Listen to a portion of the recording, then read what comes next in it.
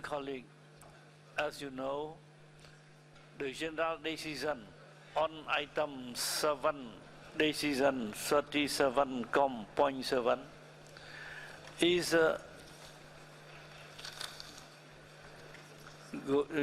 to be adopted. I have been informed that the consultation that were in process on this have been corrected. I would like, therefore, to propose that we adopt this decision by consensus and without debate. Please, rapporteur, present the text. Merci, Monsieur le Président. Merci, Monsieur le Président. On a le texte dans les deux langues, présenté tel que proposé par le groupe de travail. Et je voudrais justement vous informer, en fait, informer les délégations que on va rajouter tous les documents de référence qui contiennent l'état de conservation. Donc ici, on n'a mis que cette BAD, mais on va le faire, donc ne vous inquiétez pas. Voilà le texte, vous pouvez le voir. Vous voulez que je le lise?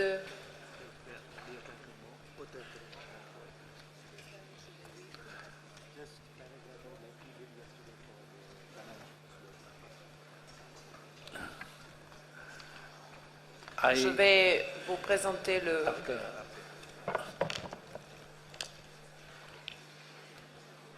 On va faire doucement pour que vous puissiez regarder le texte. Donc, paragraphe 1, c'est clair. Paragraphe 2.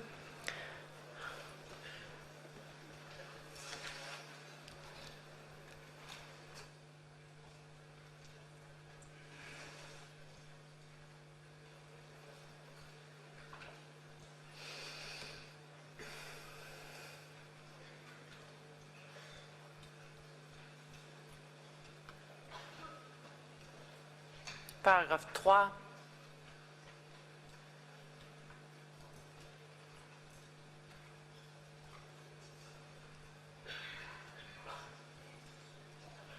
S'il vous plaît, si vous paraît trop vite, vous me signalez, vous me faites un signe, on va faire encore plus doucement.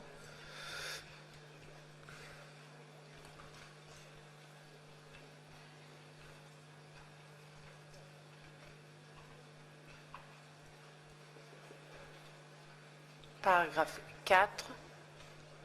After the presentation of the text, I will give the floor to Excellency Ambassador of Germany. Thank you. Yes, indeed, we have agreed on the revised draft of decision. The changes are here in paragraph 3. This has been worded as you see now. We appreciate the decision of the Security Council to ensure that for the first time, as you can read, this very historical decision of the Security Council to include the protection of cultural and historical sites in the mandate of the UN mission in Mali. And then we have also a new paragraph 4, launches an appeal to UNESCO and to the parties to the Hague Convention for the Protection of Cultural Property in the event of armed conflict, seeks their support for Mali and their cultural and technical cooperation, in particular for the establishing property inventories, and also requests the implementation of conservation measures for cultural properties threatened by armed conflicts in other countries. This is a new paragraph. Number 5 has been redrafted to make clear that not the elephants in India are concerned. Well, it's redrafted as you can read it, putting pressure on African elephants and rhinoceros linked to a growing illicit trade to Asia. And all in all, the draft decision has been restructured. I mean, with these Roman numbers, which refer to the document, to the relevant document, and the information given in the document. So this is a little bit clearer and shorter than before. Thank you. We move to the adoption of the text. So we adopt the text.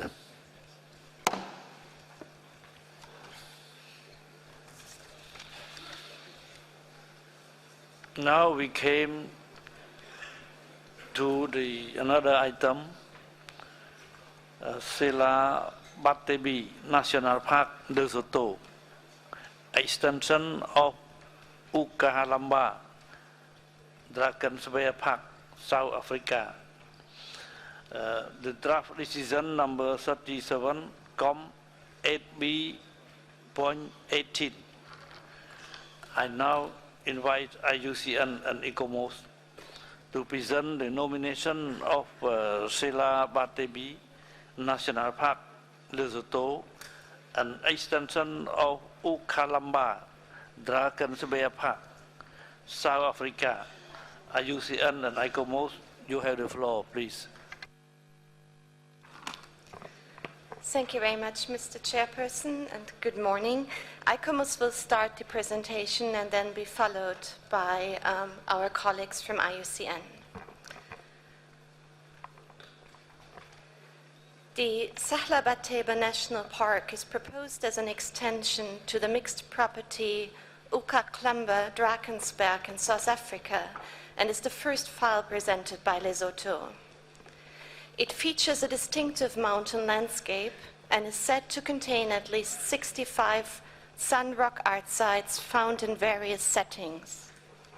Can you follow the slides, please? Sahla Batsebe, shown in red in this slide, is located in the Maloti Drakensberg mountain range that borders the existing World Heritage property. The proposed extension covers 6,500 hectares and shares a 12 kilometers border with the existing property. It has a buffer zone to the north and west, but no buffer zone to the south, where it meets the South African border. The rock formations with drawings have often been used as shelters in the past.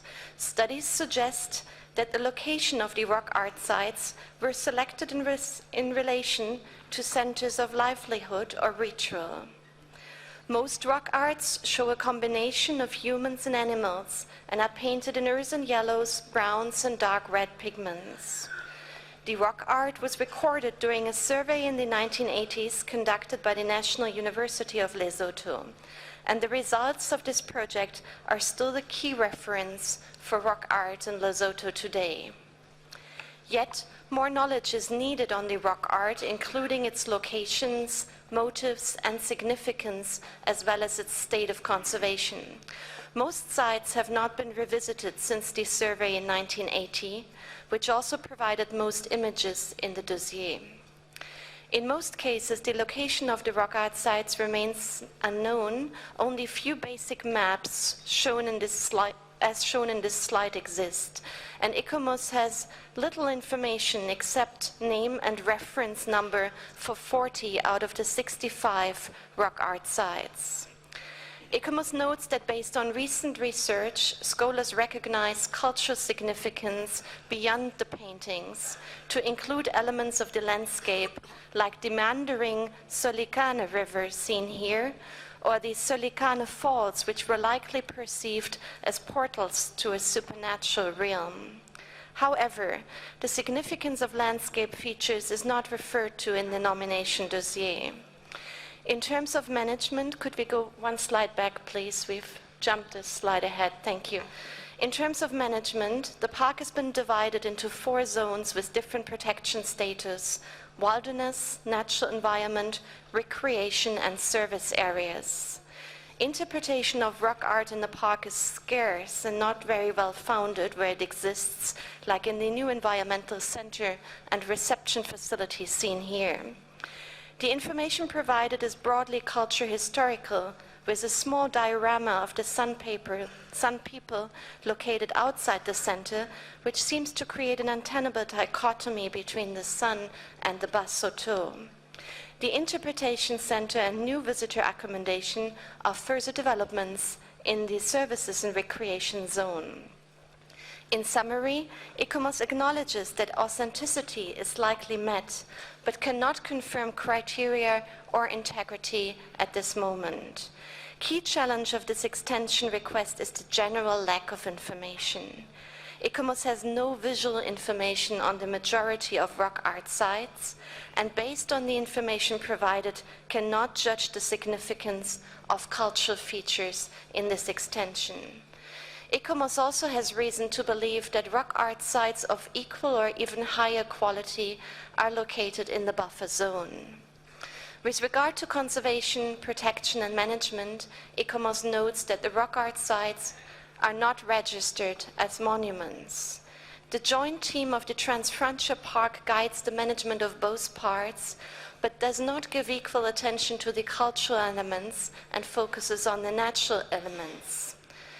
ICOMOS recommends that the property be deferred on the basis of cultural criteria in order to allow the state party to conduct an update of the 1980s survey, to gain basic information needed on the rock art sites, and to consider the potential contribution of other landscape features. ICOMOS recommends inviting the state party to submit an international assistance request for this task, to continue its cautious approach to conservation, and to improve the overall presentation of the Sun rock art. Finally, ICOMOS also recommends that the two state parties of Lesotho and South Africa continue their close and effective cooperation, but to cover more prominently also the cultural heritage aspects, and ideally provide a buffer zone to the source of Sahlabatebe. Thank you very much for your attention, and with your permission, Mr. Chair, I'm now handing over to my colleague from IUCN. Thank you. So good morning, and if we could move to the slides for IUCN's evaluation and the evaluation of this property by IUCN in relation to natural values is on page 125 of the English and 127 of the French version of the IUCN evaluation report. Could we just move to the IUCN slides, please? Okay, thank you. So next slide, and ICOMOS has already introduced the map, so just to note that IUCN would mark the size of the extension as an important factor in the committee's consideration at 6,500 hectares, which if added to the existing Ukalamba Drakensberg World Heritage Area would result in a total property of just under 250,000 hectares as a transnational World Heritage Site. Next slide, please. In relation to natural criteria, IUCN concludes that the Sahlabatebe National Park makes a compelling case for addition to the existing property under the natural criteria in relation to its natural values, which are recognized in the current property under natural criteria 7 and 10. Sahlabatebe National Park's natural values are notable despite its relatively small size, and make a valuable addition to the much larger existing World Heritage property. Whilst clearly the area proposed for extension would not on its own meet the relevant World Heritage criteria, it adds significantly to the integrity of this existing property through the addition of important natural attributes and features that are complementary to those that are already recognized in the Ukalamba Drakensberg Park. Next slide, please. More specifically, under criterion 7, the property has areas of great beauty with soaring basaltic buttresses, incisive dramatic cutbacks, and golden sandstone ramparts. There are rolling high-altitude grasslands, wetlands, alpine tarns, and the pristine steep-sided river valleys and rocky gorges also contribute to the beauty of this site. And adding to that natural beauty is a mosaic of colourful flowers in the spring and the summer. And these distinctive and rather fragile mountain grasslands scenically complement those of the Ukalamba Drakensberg Park World Heritage Site. Under criterion 10, the nominated extension would add to the existing property in an elevated western flowing watershed, which is host to flora and fauna, of notable scientific importance, including species that are classified as rare and endemic to this park. The site provides critical nesting habitat for the globally endangered Cape vulture and the bearded vulture, and the proposed extension will add value to the conservation of species, and including providing protection for the Maloti minnow, which is a species considered extinct in the existing property. Selabatebe National Park hosts more than 20% of the plant species of the whole Maloti-Drakensberg area, and more than 10% of this area's plant species are endemic. And it contains wetland and African alpine tundra ecosystems that also significantly add to the value of the existing property. Selabatebe National Park was established as a wildlife sanctuary and a national park in 1970, and legally established as a national park in 2001. There is a sound national legal framework aimed at guaranteeing long-term protection, and at international level, the bilateral Memorandum of Understanding between Lesotho and South Africa provides a clear commitment for joint management of this proposed extension with the existing property, as well as the adjoining buffer zones. Next slide, please. The boundaries of the property are clearly defined in relation to their natural values, and they're well understood, and the buffer zone in relation to natural values is appropriately drawn, although we note it's not yet been formally gazetted. Whilst there is a park manager in Selabatebe, there are relatively few technical and support staff on site.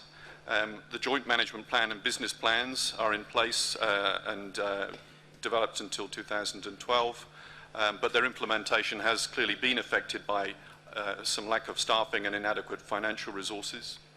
There appears to be a strong local involvement and supportive local leadership, which has been reinforced by the creation of a community conservation forum, and a new law, which is the Nature Conservation Act 2005, is pending approval and expected to provide additional guidance for staffing and resource allocation.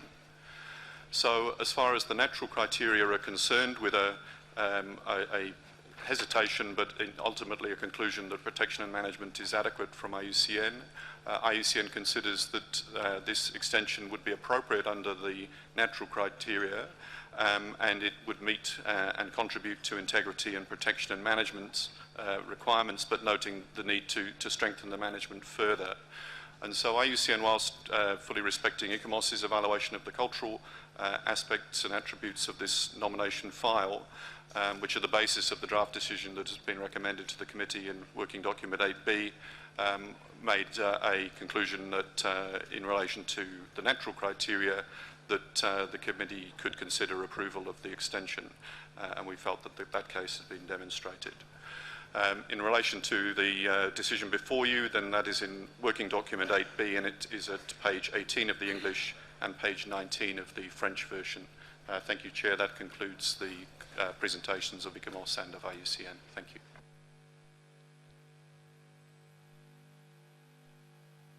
Now I open for discussion, please.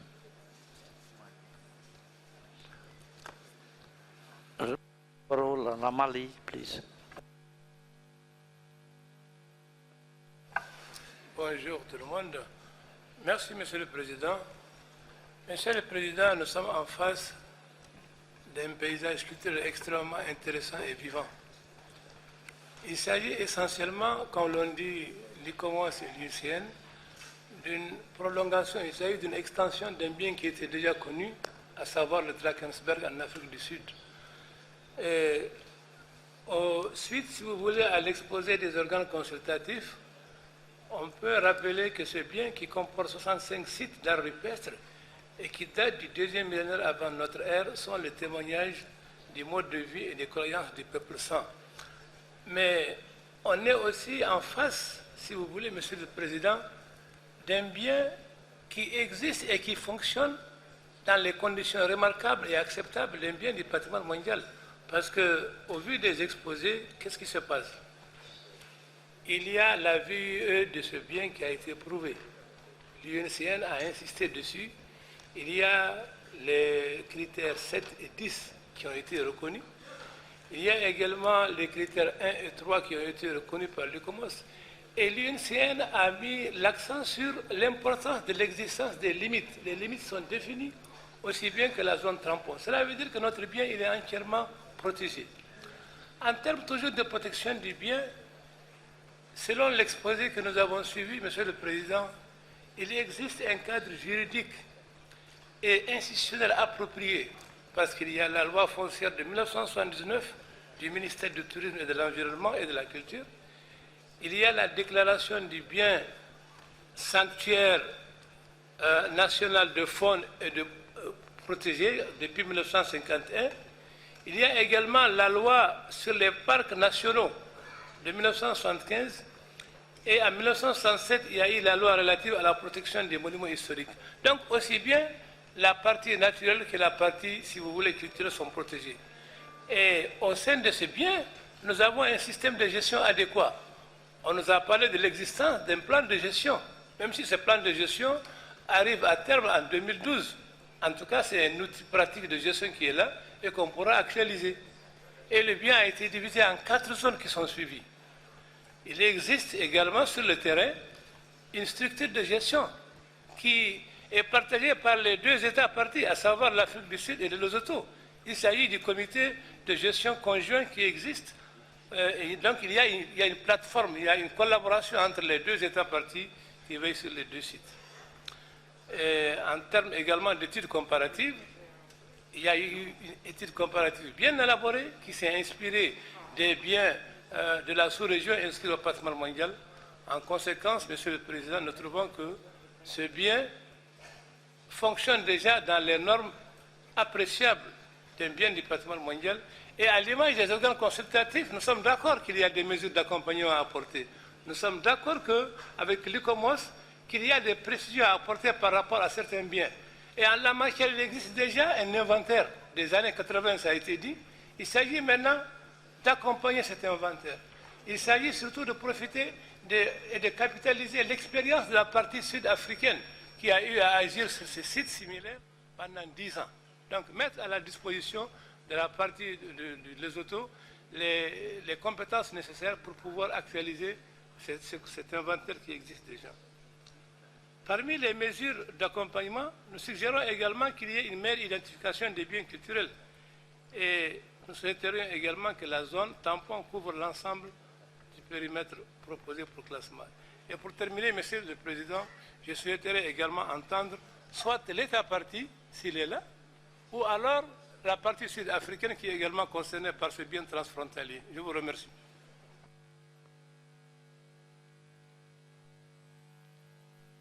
Call on Germany, please.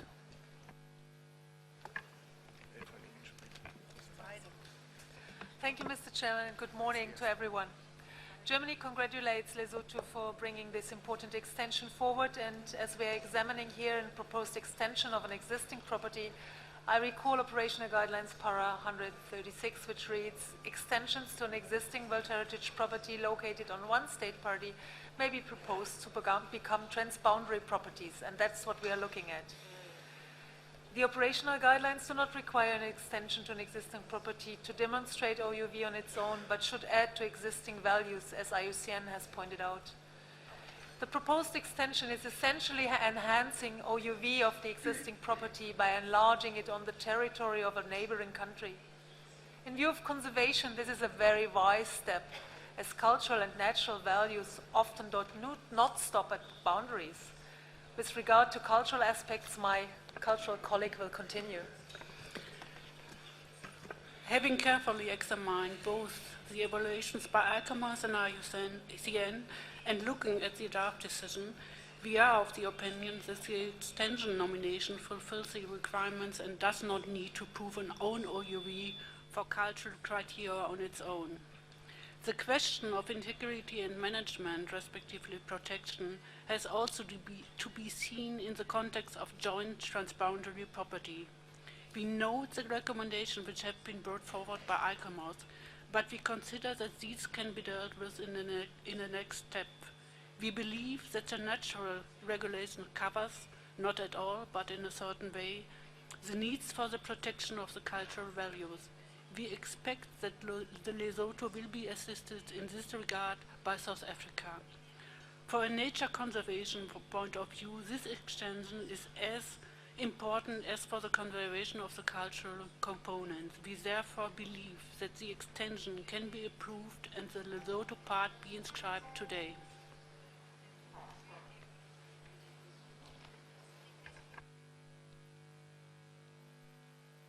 Si, I give the floor to, je donne la parole à Sénégal. Merci, Monsieur le Président. Après avoir écouté le Mali et l'Allemagne, nous pouvions presque renoncer à la parole, mais nous allons peut-être insister sur deux points qui se trouvent in fine dans l'argumentaire donné par nos collègues précédents. Premièrement, dans ce genre de situation, nous pensons qu'il faut parfois s'habituer à ignorer la frontière. Ignorer la frontière parce que les formations géologiques et l'écosystème transcendent ces frontières. Et les aigles nidificateurs ils ne vont pas demander un visa pour aller du Lesotho à l'Afrique du Sud. Donc il y a un continuum géologique, il y a un continuum du point de vue de la biodiversité, et il y a un continuum aussi bien au niveau des écofacts qu'au niveau des artefacts. De ce point de vue-là, nous pensons que les valeurs universelles exceptionnelles déjà bien établies en Afrique du Sud trouvent leur prolongement naturel au Lesotho.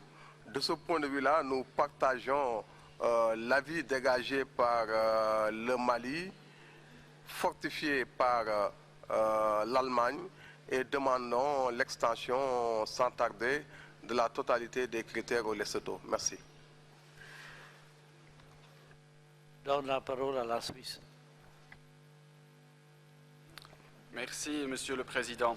La Suisse apprécie également l'intention de créer une extension de ce site, notamment sur une base transfrontalière. Il reste toutefois une question ouverte parce que la principale difficulté en ce qui concerne les critères culturels, c'est l'absence fondamentale d'informations relatives à ces éléments qui sont contenus dans le bien. En autres mots, nous ne savons pas exactement où ils se trouvent. Les inventaires sont incomplets ou datent d'il y a longtemps. Et le Mali l'a dit aussi, il y a besoin d'une meilleure identification des biens culturels. Ceci est important non seulement parce que c'est un élément essentiel pour approuver l'extension, mais ce sera aussi très important pour la gestion du bien dans l'avenir. Et c'est pour ça que nous pensons que l'État partie ou les États partis nécessitent un petit peu plus de temps pour améliorer ces connaissances qui vont faciliter la gestion, et nous appuyons donc qu'on renvoie cette décision à l'année prochaine. Merci, Monsieur le Président. Oui, India, also, you have the floor. Thank you, Chair.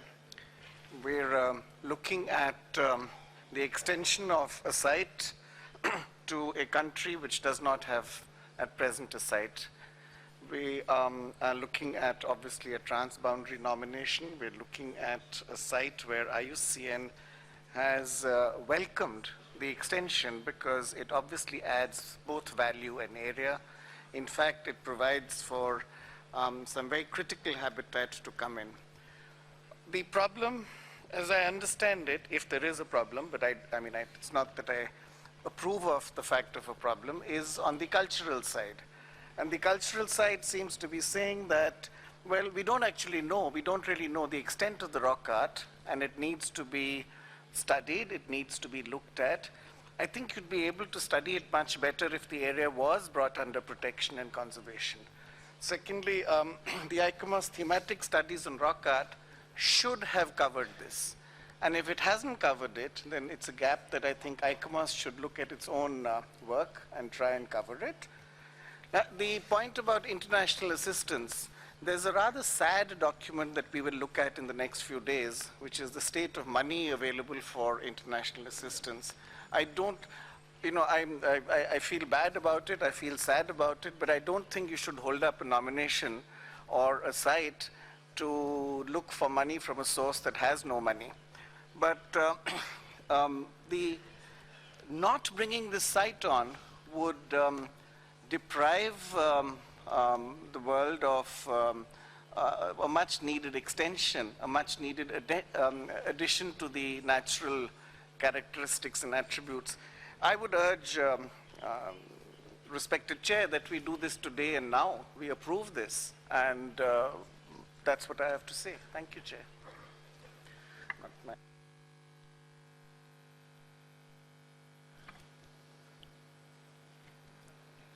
I now call on the state party,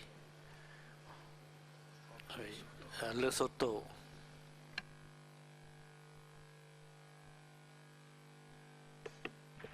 Mr. Chairman, Lesotho is already dealing with the rock art conservation issues that are raised in the IUCN ICOMOS report, and urges the committee to recognize the existing cross-border collaboration between the two states parties through. Oh.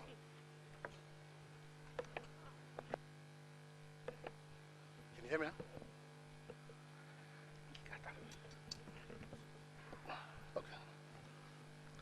Lesotho is already dealing with the rock art conservation issues that have been raised in the IUCN ICOMOS report and also from the floor, and urges the committee to recognize the existing cross-border collaboration between the two state parties, which is Lesotho and South Africa, through the TFCA project. We have established an information center where rock art and other cultural materials of the Sehlabathebe area will be presented and interpreted, although there is need to do thorough research on the rock art as an ongoing process. We are currently working on the proposal to be submitted for funding to undertake a more comprehensive research. But in the meantime, we request that this proposal be adopted. Thank you.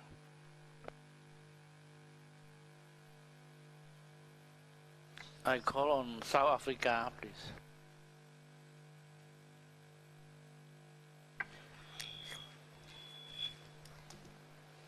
Thank you, Chair.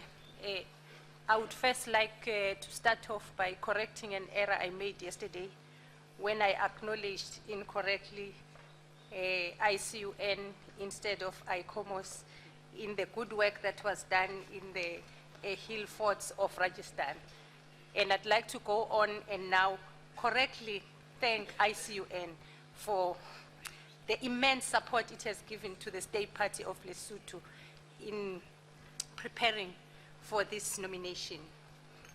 And Mr. Chair, in considering the nomination of the Sehlabathebe National Park, South Africa would like to advise the committee to pay special attention to the continuous landscape which form the Ukahlamba Drakensberg Park, which is in South Africa, and the Sehlabathebe National Park, which is in Lesotho. It is important for this committee to remember that the cultural criteria of the property under consideration is based on attributes of a period that started before the drawing of the colonial borders. South Africa therefore submits that just as Sehlabathebe National Park's natural criteria, OUV, has been justified in its semblance of Ukahlamba, the cultural attributes, that is rock art, of Sehlabathebe are of a similar to those of Ukahlamba. This is owing to the fact that Sehlabathebe and Ukahlamba have evolved as one landscape broken only recently through colonial borders. The rock art depictions of Sehlabathebe completes the evolutionary picture of Maluti Drakensberg rock art, as they contain most of the recent paintings by the Sun Hunters gatherers, including scenes showing the arrival of the colonizers. Having said that, it remains critical that this committee recognizes the connectedness of Sehlabathebe with Ukahlamba, and that the natural and cultural attributes of these two properties are linked through an identical natural and historical process. Sehlabathebe and Ukahlamba are located in one mountain range that is known by the name of Maluti by the people of Lesotho and known as Ukahlamba or Drakensberg by the people of South Africa. It is one mountainous landscape that was occupied by the San people, who left an exceptional record of their lives in the form of rock art that we find exceptionally preserved in both Sehlabathebe and uKhahlamba. South Africa is therefore of the view that the Sihlabathebe nomination is more about bringing completeness of what was once one landscape and now broken through an artificial boundary. South Africa is emphasizing this point in order to demonstrate to this committee that ICOMOS doubt of the property's OUV is grounded on the view of the property as not being part of the already inscribed uKhahlamba Drakensberg Park. We submit to this committee that if the colonial borders between Lesotho and South Africa did not exist at the time of the nomination of uKhahlamba Drakensberg Park, the property under consideration today would have been part of the uKhahlamba nomination in the first place. Mr. Chair, I would like to continue just a little bit for 1 minute. We have been closely cooperating with the Kingdom of Lesotho through the process of Maluti Drakensberg Transfrontier Park in order to ensure that the conservation areas in both territories are managed to its highest standard. A cultural heritage working group has recently been constituted for the Transfrontier Park, and this group serves as an advisory forum for the authorities in both state parties, that is Lesotho and South Africa. This working group has also prioritized cultural heritage research for 5 years, and this research will be carried out as a 5-year integrated development plan for the Transfrontier Park. The concerns that raised by ICOMOS regarding the rock art research will therefore be adequately addressed through the Maluti Drakensberg Transfrontier Park Research Program. South Africa also agrees with ICOMOS that authenticity is clearly demonstrated in the rock art of Sihlabathebe. On the issue of integrity, ICUN is satisfied that the property has demonstrated integrity. We have no doubt that the area of Sihlabathebe has been nominated for this extension contain enough attributes and representative sample of the rock art that it meets the condition of integrity. South Africa therefore requests the committee to approve the extension of uKhahlamba Drakensberg to include Sihlabathebe National Park. Thank you, Mr. Chair.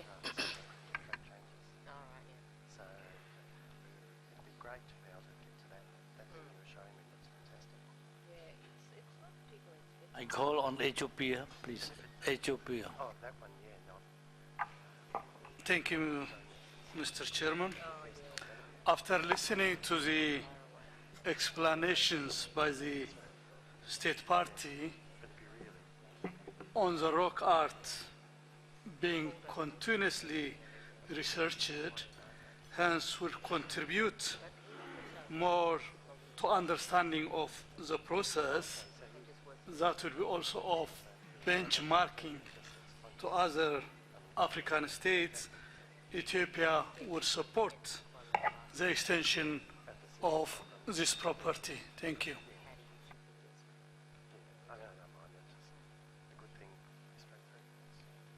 La parole à la Russie, please. Уважаемые коллеги, выслушав как бы все за и против и понимая позицию ИКОМОСа, который руководствуется своими очень строгими критериями, в то же время, понимая, что существует план развития и консервации именно вот этой культурной части, и то, что этот парк представляет естественную часть Южноафриканского парка, мы тоже хотели бы поддержать вопрос включения в список национального парка Лесото. Спасибо.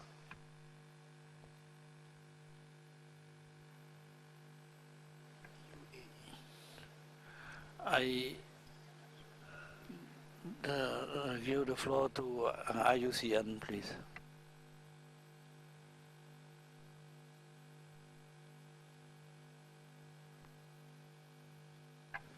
Thanks, Chair. I didn't note any particular comments in the direction of IUCN. I think the clear question for the committee is to deliberate a situation where natural values are satisfied by the extension, and we have no doubts in the recommendation that we are making in that regard, with some of the questions that are posed by ICOMOS. And forgive me if I did miss a question, but I didn't detect anything that was directed to IUCN that requires a particular response. Clearly, if the committee has amendments to the decision, then we can try to, with ICOMOS, help the committee through any questions that arise in that regard. And if I missed a question, please, I hope you'll clarify what I missed. Apologies. Thank you.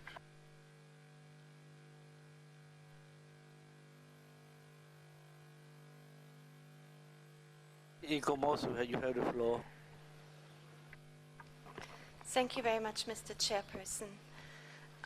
ICOMOS just like to take the opportunity to reiterate that even its thematic study on rock art saw a general potential for significant rock art sites in the area of Sehla Batebe. However, we also have indication that equally significant or even more significant sites may be currently located in the buffer zone of the property and not within the property boundaries themselves.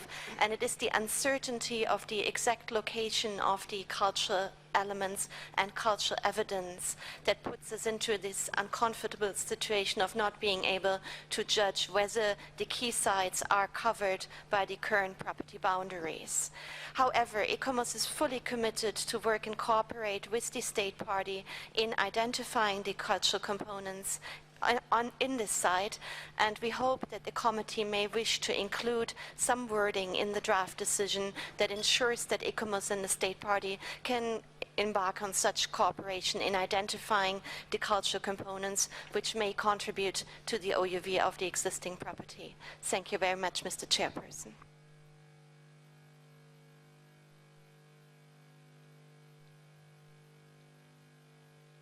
Donne la parole à la France.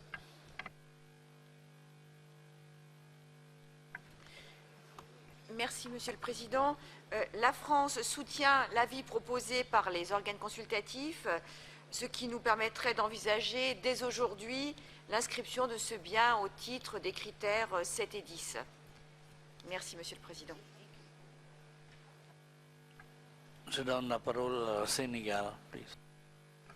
Merci, Monsieur le Président. Après avoir écouté à nouveau la représentante de l'ICOMOS, j'ai le sentiment que le problème ne se pose pas au niveau de l'existence d'une valeur universelle exceptionnelle, mais simplement que l'ICOMOS voudrait s'assurer qu'elle a une vision globale de toutes les valeurs culturelles.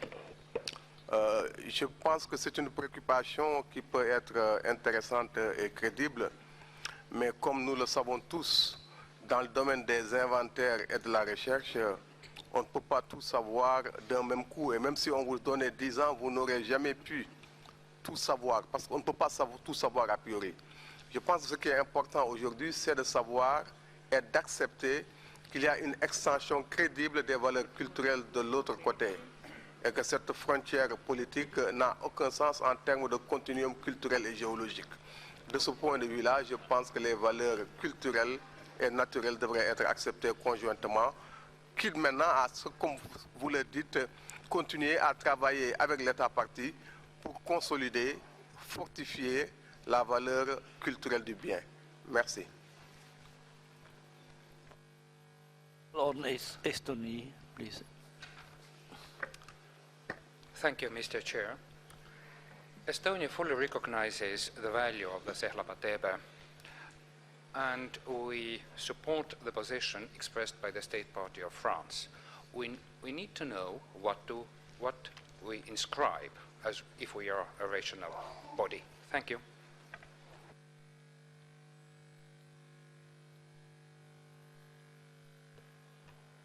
Rapporteur, s'il vous plaît.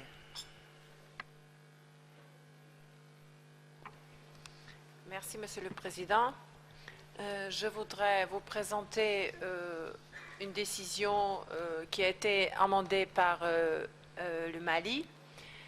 Et on aura pas mal de choses à faire, mais je pense que la décision est bien proposée, qu'elle reflète de vos discussions. On pourrait passer, bon, déjà le début de la décision, c'est le changement qui a été proposé de Mali, de ne pas de changer le début, donc de approuver l'extension du bien. Ensuite, il y a numéro 2, il y a numéro 3, où il faut adopter, bien sûr, la déclaration de valeur universelle exceptionnelle. C'est une partie, au cas où vous êtes pour l'extension, c'est une partie qu'on va présenter à la fin parce qu'il faut la rédiger avec le centre, etc. Il faut continuer à travailler là-dessus. Numéro 4, je vais vous lire lentement la proposition du Mali. Demande à l'État partie de conduire d'autres recherches sur l'art rupestre sur la base des résultats du projet ARAL, analyse de l'art rupestre de Lesotho, dans le parc national de Serapatebe et ses environs afin de compléter l'inventaire existant. Donc c'était ce qu'on a des préoccupations là-dessus. Le petit B, l'ancien petit B a biffé, le nouveau petit B.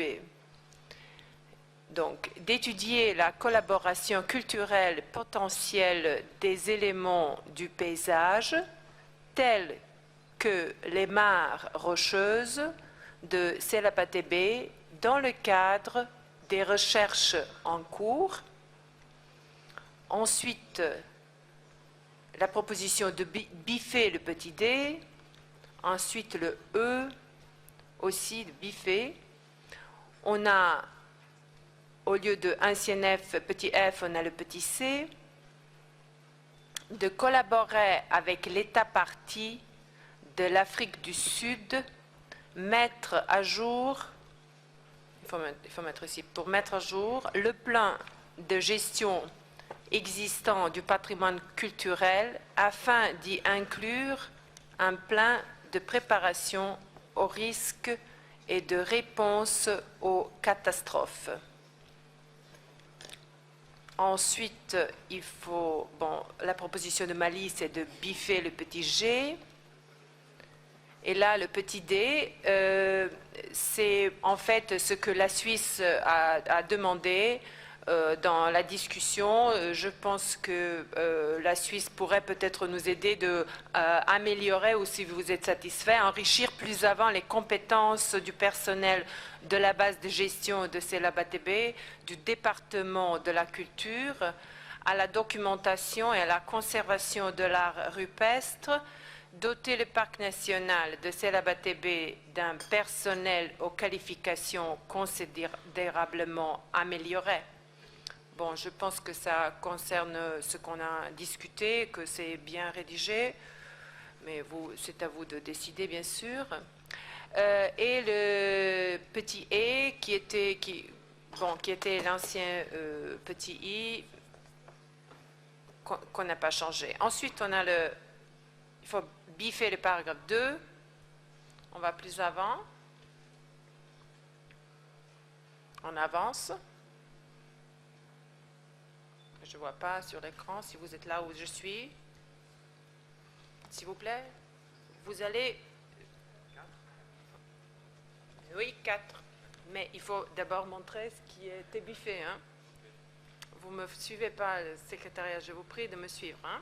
Prends note, voilà, c'est ça, Monet. Merci. On a 2. Le 2. S'il vous plaît, c'est le paragraphe, mais vous devez voir. Hein. Le paragraphe à biffer, prends note. Le paragraphe 3, qui était proposé à être supprimé, numéro 3. Et on va au 4. Voilà. Mali. C'est la proposition du Mali. Je vais vous lire. Bon, arrêtez-vous. OK. Ben. recommande que l'État partie prenne en considération les points suivants. Petit a, soumettre une demande d'assistance internationale pour renforcer la gestion du patrimoine. Bien, on va au petit b. Garantir que la tradition orale soit incluse dans les priorités de recherche du parc transfrontalier Maloti-Drakensberg afin de valoriser l'interprétation de l'art rupestre sain. Bon, ensuite, on n'a pas de changement sur, au niveau de C, petit c, petit d, petit e. Donc, on a gardé ces paragraphes de la décision proposée. On est au 5. OK. On s'arrête là, merci. Donc, ici, dans ce paragraphe, il n'y a qu'un petit changement. Donc, si vous voulez, je peux vous lire tout le paragraphe, mais je pense qu'il n'y a pas que c'est pas nécessaire. Donc, c'est juste pour biffer le mot au quatrième ligne potentiel. Bon. On continue, merci. Numéro 6. Demande aussi aux États parties. Et là, le petit a et petit b, on n'avait pas de changement. On passe au petit c, que je vais vous lire doucement. Officialiser les zones tampons qui entourent le bien et de poursuivre leur tentative de coopération en vue de fournir une zone tampon au sud de Selabatebe, située sur le territoire de l'Afrique du Sud. Bon, on a le petit d qui est proposé pour la suppression. On a le numéro 7. Félicite, bon, le même comme il était auparavant, mais d'après ce qu'on a entendu de la part de l'ICOMOS, on pourrait peut-être à la fin du numéro 7 proposer, bon, je ne sais pas ce que vous pensez là-dessus, proposer de continuer à travailler donc à la fin et continuer à travailler avec les organes consultatifs pour améliorer le plan de gestion ou pour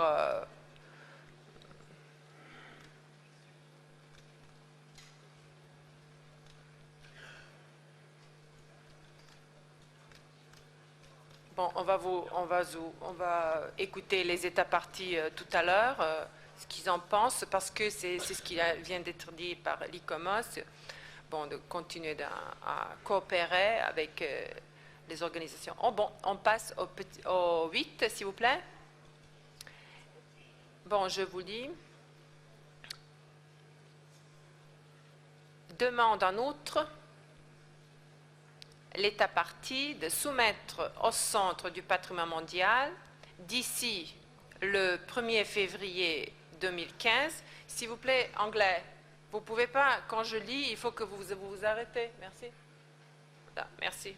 Pour que les demande en outre à l'État partie de soumettre au Centre du patrimoine mondial d'ici le 1er février 2015 un rapport sur l'état de conservation du bien, y compris un rapport sur les progrès accomplis dans la mise en œuvre des recommandations susmentionnées pour examen par le Comité du patrimoine mondial à sa 39e session en 2015.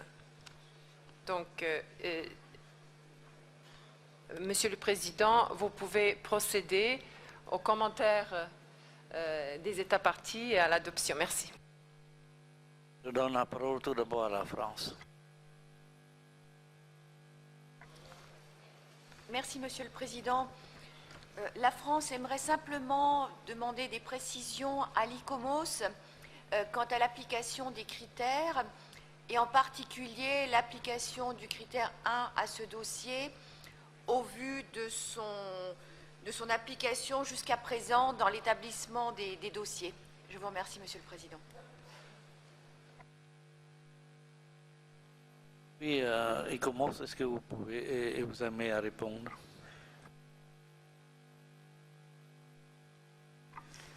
Thank you, Mr. Chairperson. Given the general lack of information on the rock art and the property, ICOMOS was not able to confirm any of the criteria at this moment. Thank you. I call on Germany, please.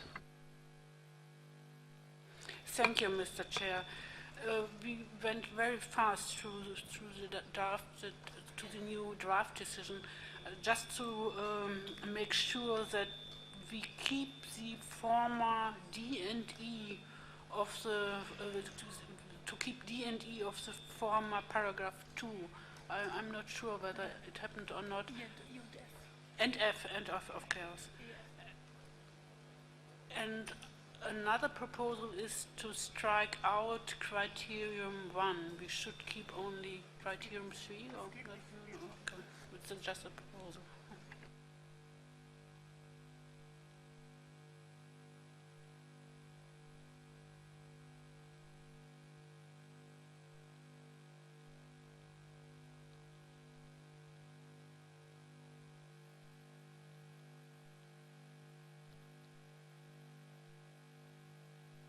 Doctor, you have some idea?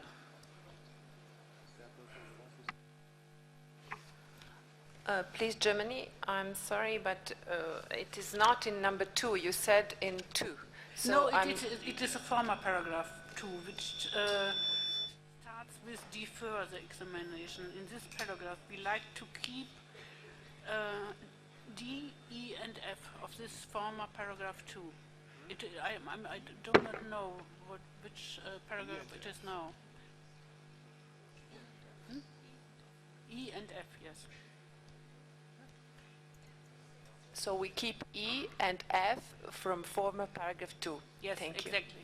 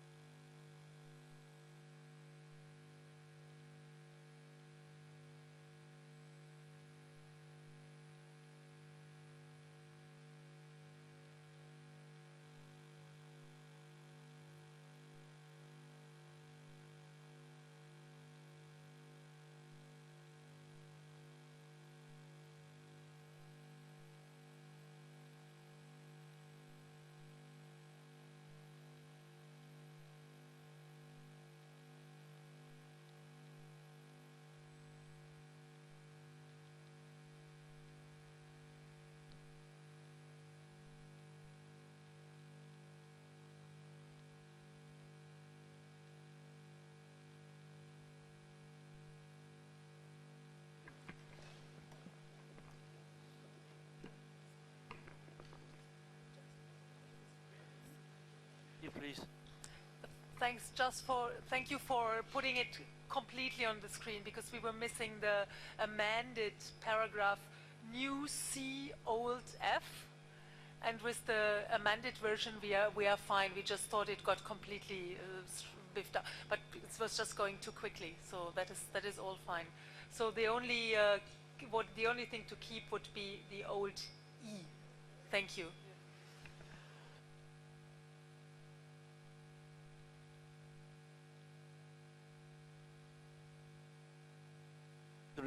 Avec les commentaires, je donne la parole à la Suisse. Merci, Monsieur le Président. Nous avons un tout petit peu les mêmes soucis que l'Allemagne, que nous ne savons plus où on en est. Et nous aimerions garder, par exemple, aussi le paragraphe B qui nous paraît important. Et avant qu'on finisse dans la confusion totale, j'aimerais vous demander qu'on nous donne ces décisions longues qui n'est pas visible en entier sur l'écran par écrit pour que nous sachions exactement ce que nous sommes en train d'adopter. Merci, Monsieur le Président. The floor to France.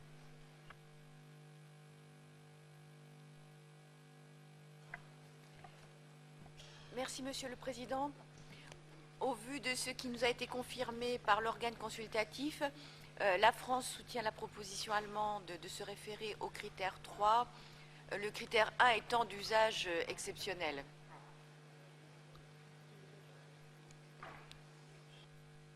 Thank you. I give the floor to India, please. India, yes. Thank you, Chair. The draft resolution is now slightly bigger than the extended property. And it reflects all of the angst of ICOMOS and very little of the joy and optimism of IUCN. I would really suggest that we put in what is essential, absolutely essential. We don't have to write the entire life story of all of the concerns that we have. In a sense, it's a property that is being extended. 2 states are collaborating. IUCN is extremely happy that this is being done. The rest of the concerns, could we make them more concise, less complicated, and more understandable? Thank you, Chair.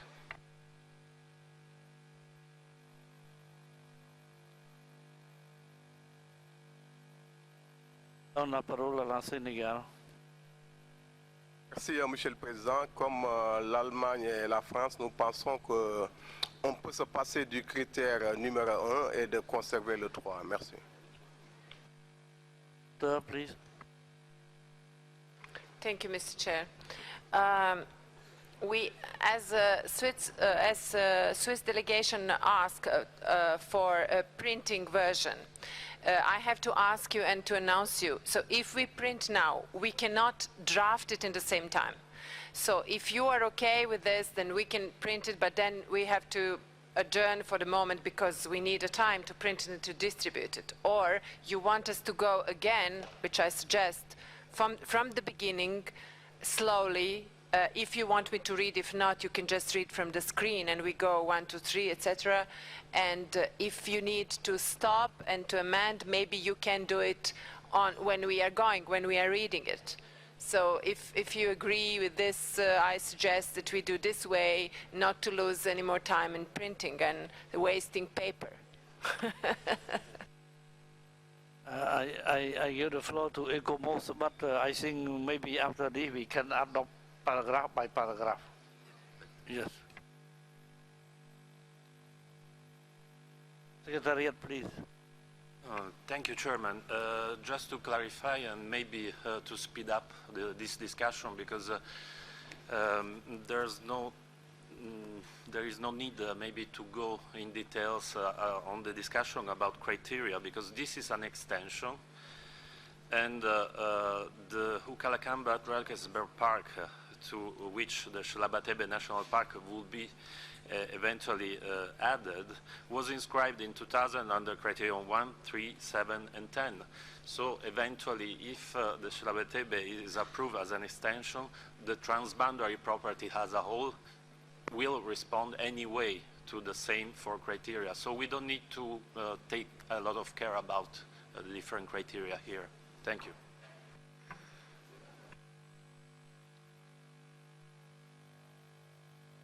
Go paragraph by paragraph. Is for the rapporteur. Yes. Merci beaucoup, Monsieur le Président. On va dès le début. Bon, numéro 1, c'est bon, on a déjà, c'est un paragraphe qui est petit. Numéro 2, vous ne voulez pas que je vous le lise.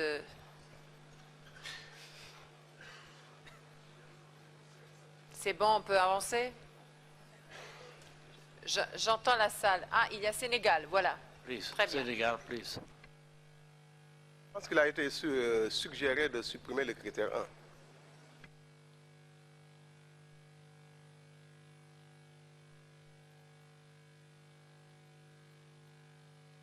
Please, s'il vous plaît. Merci, Monsieur le Président. À notre avis, on ne peut pas changer les critères quand il s'agit d'une extension, donc on peut se passer de cette discussion. Merci, Monsieur le Président. On commence. C'est bon, on continue, s'il vous plaît.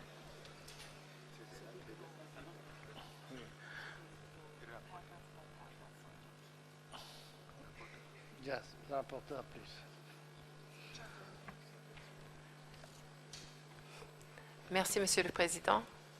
On continue. Numéro 3 à rédiger. Numéro 4, s'il vous plaît.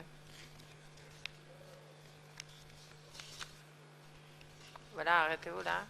Bon, regardez bien. Donc, on a le petit A où il y avait des changements. La Suisse a demandé de maintenir le paragraphe B, petit b. Donc, si vous êtes d'accord, s'il n'y a pas de commentaires, on peut poursuivre. Donc, on garde le petit b. L'ancien petit b, en fait, proposé par Mali, il devient le petit c. Regardez bien.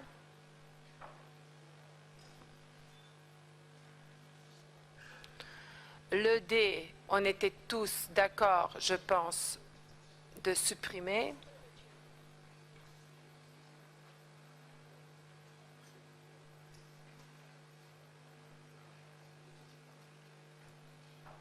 On est sur le petit E, qui est devenu maintenant le D.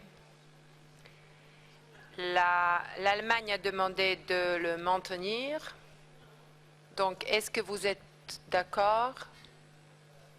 Bon, on continue, on maintient.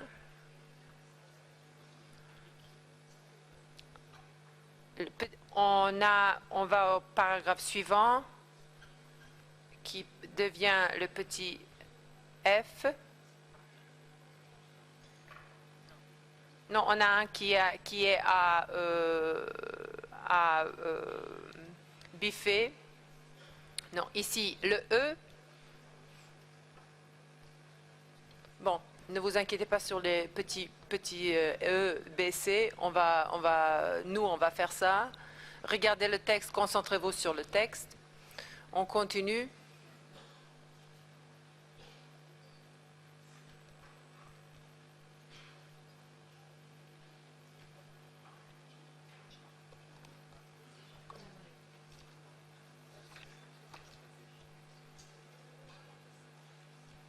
Petit F, ça va? Ah, il y a Malaisie. Attendez. Have the floor. Thank you, Chair.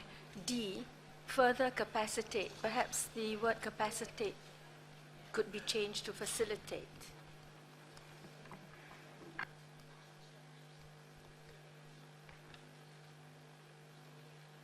In which one?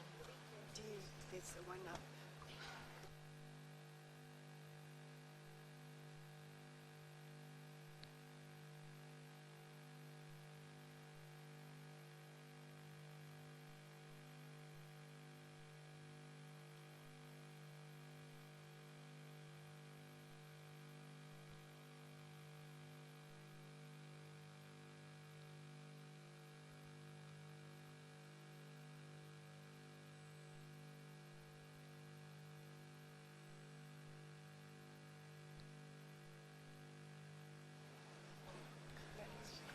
Can I have a floor, Mr. Chair? Can I have a floor? S'il vous plaît, Malaisie, je vous prie de répéter. Je pense que vous avez dit D. Donc, mais vous ne dites le paragraphe qui commence avec, pour ne pas se fier au petit, bon, pour ne pas avoir cette confusion qui était évoquée par la Suisse tout à l'heure.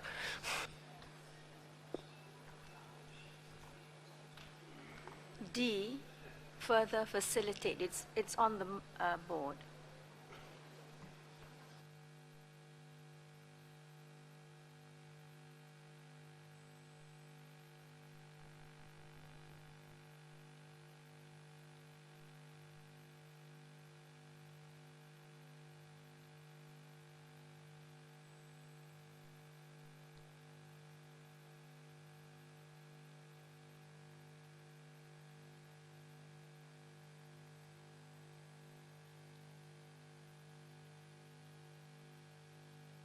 Je donne la parole à France. Merci, Monsieur le Président. Il s'agit simplement d'une question linguistique. Faciliter les compétences ne convient pas, mais plutôt faciliter la formation ou renforcer les compétences par la formation? Renforcer, oui. Renforcer. Merci, Monsieur le Président.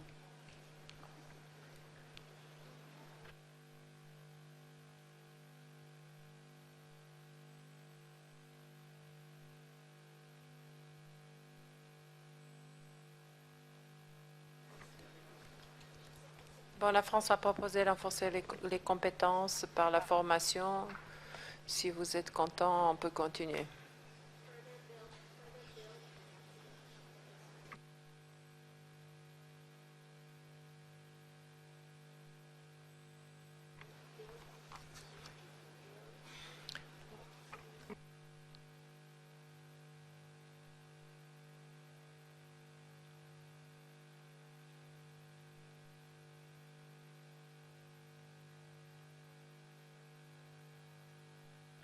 Est-ce qu'on peut continuer, s'il vous plaît?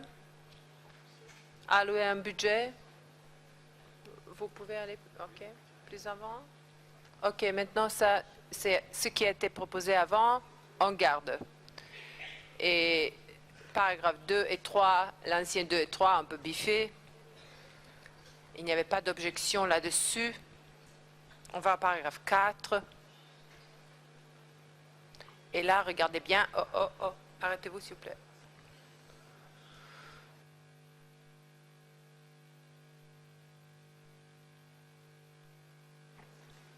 Bon, on continue. Vous êtes d'accord? Là, on est plus à l'aise avec les petits a, petits b, etc. Petit b.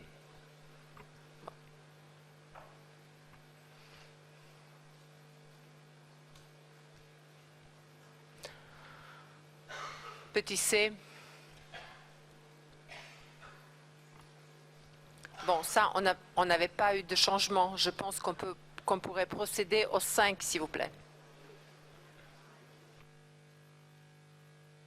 Ici, il y avait un petit changement. Je n'ai pas vu de commentaires là-dessus. On peut passer au 6, s'il vous plaît. Petit a, petit b était comme auparavant, donc il n'y avait pas de changement. Petit c, on va s'arrêter là, s'il vous plaît. Est-ce qu'il y a des commentaires? Officialiser.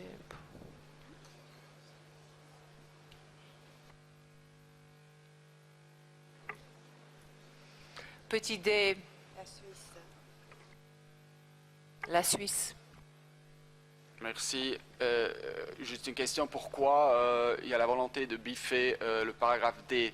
Parce que le renforcement de la collaboration transnationale pour la gestion est un des buts cruciaux pour les biens transfrontaliers aussi. Et à notre avis, on devrait garder donc ce paragraphe pour appuyer la coopération entre les deux États parties. Merci.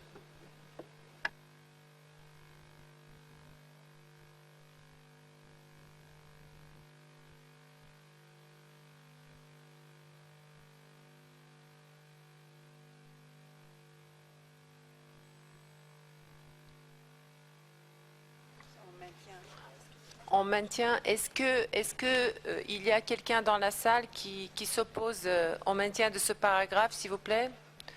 Petit d. You can do accept changes.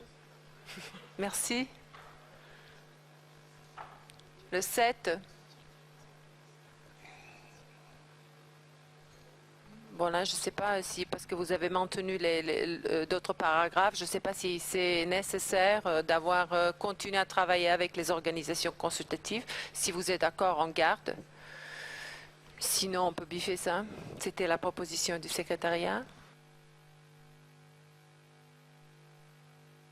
Donc, personne ne s'oppose. On continue, s'il vous plaît.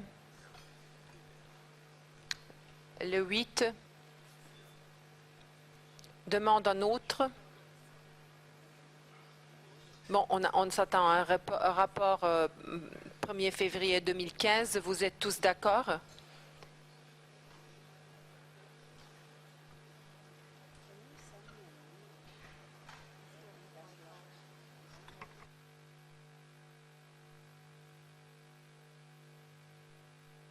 And you have the floor, please. Thank you, Chair. I think there's 3 points just to assist the rapporteur and the committee that I'd like to note if this is the shape of the decision as it currently stands. One is in terms of the statement of outstanding universal value, that there was a version of a statement of outstanding universal value in the IUCN report, which has a number of sections that would need to be added to or completely considered without any input from IUCN, the cultural criteria, authenticity, and some where IUCN makes part of the text, but cultural attributes would need to be considered as well, protection and management and integrity. So it's a square bracketed part of IUCN's report, and you could regard that as a starting point for the statement of OUV.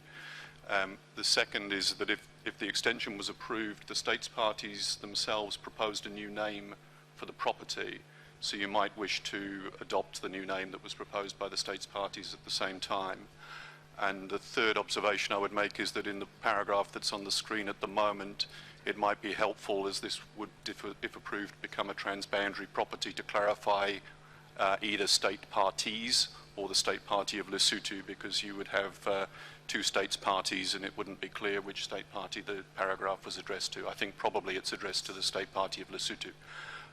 But you perhaps should clarify that also, just to tidy up the points of the decision. I hope those points are helpful without wishing to influence the process, but just to ensure that you have a decision that is in the best order possible. Thank you, Chair.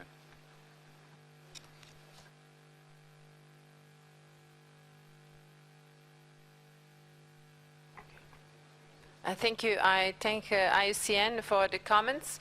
And we explained at the beginning about a statement of outstanding universal value. So it is to be drafted and insert into the, of course, before the final adoption of the decision at the end of the session. But what worries me now is, could you please, we have a proposal to change the name, and this is very important. So I would like the committee to express itself. Malotti, the new name proposed is Malotti Drakensberg Transboundary World Heritage Site.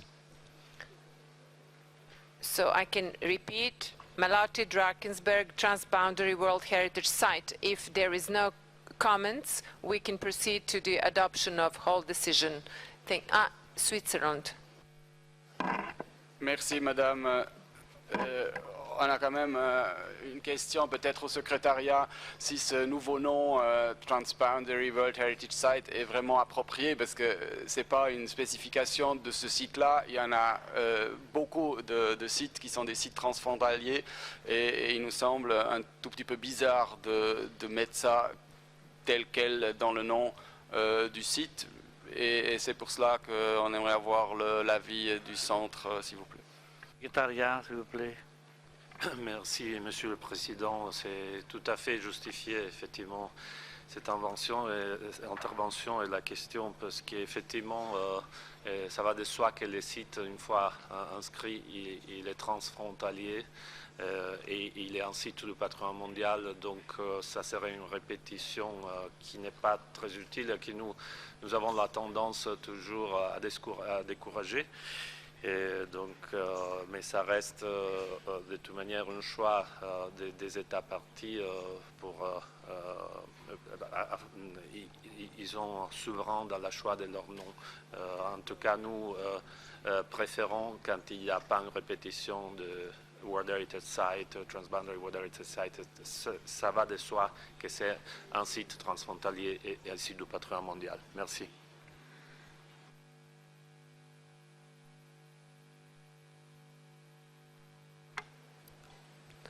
Monsieur le Président, il n'y avait pas de commentaire sur la proposition de... Ah bon, il y a encore encore... South Africa, please. Thank you, Chair. I just want to highlight a comment made by ICUN on the final paragraph. Finally request the state party, not parties. I think I would like to support that it reads as request the state party, not state party, the state party of Lesotho.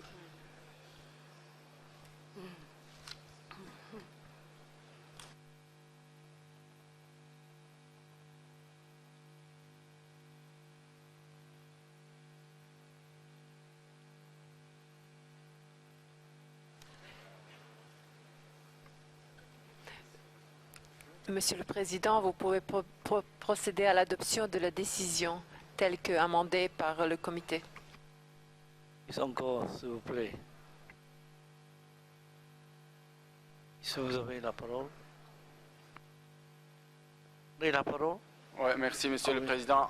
Je suis désolé de reprendre la parole encore, mais là aussi une question. Si il s'agit d'un site qui est maintenant transfrontalier sur 2 États parties, est-ce que le rapport qui doit être soumis ne doit pas être automatiquement des 2 États parties et pas seulement pour une moitié du site transfrontalier? Merci Monsieur le Président.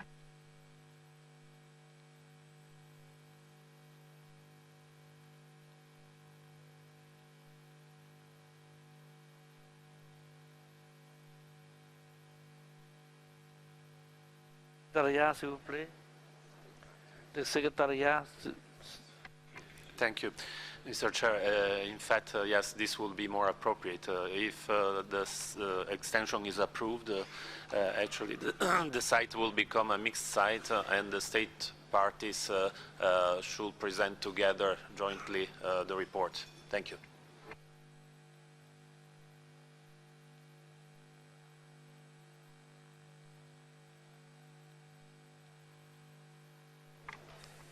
On a inséré les commentaires du secrétariat. S'il vous plaît, on est obligé de prendre cette décision, paragraphe 8, comme proposé. Monsieur le Président, je pense qu'il n'y a plus de commentaires, que vous pouvez procéder à l'adoption de la décision. Merci.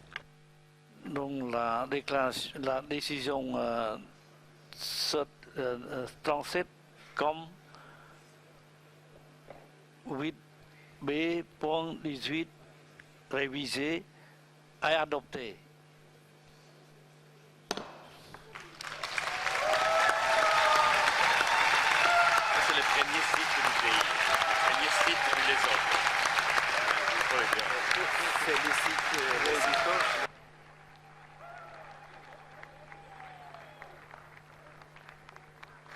So on behalf of the entire committee, I would like to congratulate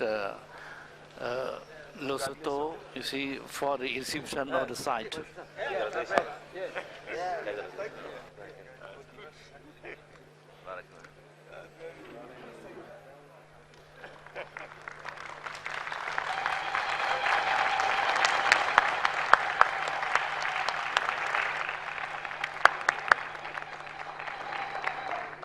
Lesotho, you can have the floor for 2 minutes, please.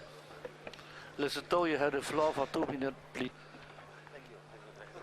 Mr. Chairman, members of the committee, distinguished ladies and gentlemen, first, my delegation would like to extend an appreciation to the government of Cambodia and the people of Cambodia for the warm hospitality you have extended to us. We would also like to thank the committee and the advisory bodies for the work that they have done in considering the information on the nomination of the Hlabatebe National Park. It's so emotional. It is with great humility and profound appreciation that we welcome this decision to extend the Ukahlamba Drakensberg National Park of the Republic of South Africa to include the Hlabatebe National Park, to now be called the Maluti Drakensberg Transboundary World Heritage Site. This is historic to us, and it simply gives expression to the value of the collaborative efforts on cultural heritage that are going on between Lesotho and South Africa. We have noted what the advisory bodies have said on our dossier, and we thank them once again for the positive remarks they have made, and have noted the areas that have been identified for possible improvement in them. We recognize the work ahead of us and commit to taking ownership and effectively implementing the decision in a responsible manner. This House will note that we are continuously cooperating with the Republic of South Africa, and a joint management plan exists between us, and this collaboration and learning is not limited to our collaboration with South Africa, but we're also open to learning from all of you because of your vast experiences in the field of heritage. This is Lesotho's first site for inscription, and will therefore not claim any prior experience in the management of World Heritage properties. But we have learned a lot from South Africa, and some of you who are already ahead of us. We'll continue to look to you for continued learning. We can indicate that Lesotho already has an improved organizational structure for the required human resource capacity for Hlabatebe. There's already existing information that adequately responds to some of the issues that have been raised by the committee members. The issues raised by the committee, ICOMOS, and the IUCN will be given urgent attention, and proper interventions will be made after careful assessment of the issues. We'll strive to improve on this as per recommendations and the committee decision in order to report good progress in the near future. There are high socio-economic benefits for the Kingdom of Lesotho and the Republic of South Africa through this project and others that promote ecotourism of South Africa and development of communities in the area. This includes the production of high-quality water from the dense network of mountain catchments of Lesotho, and is thus critical for the committee to support both the people and the economy of the subcontinent. I thank you very much.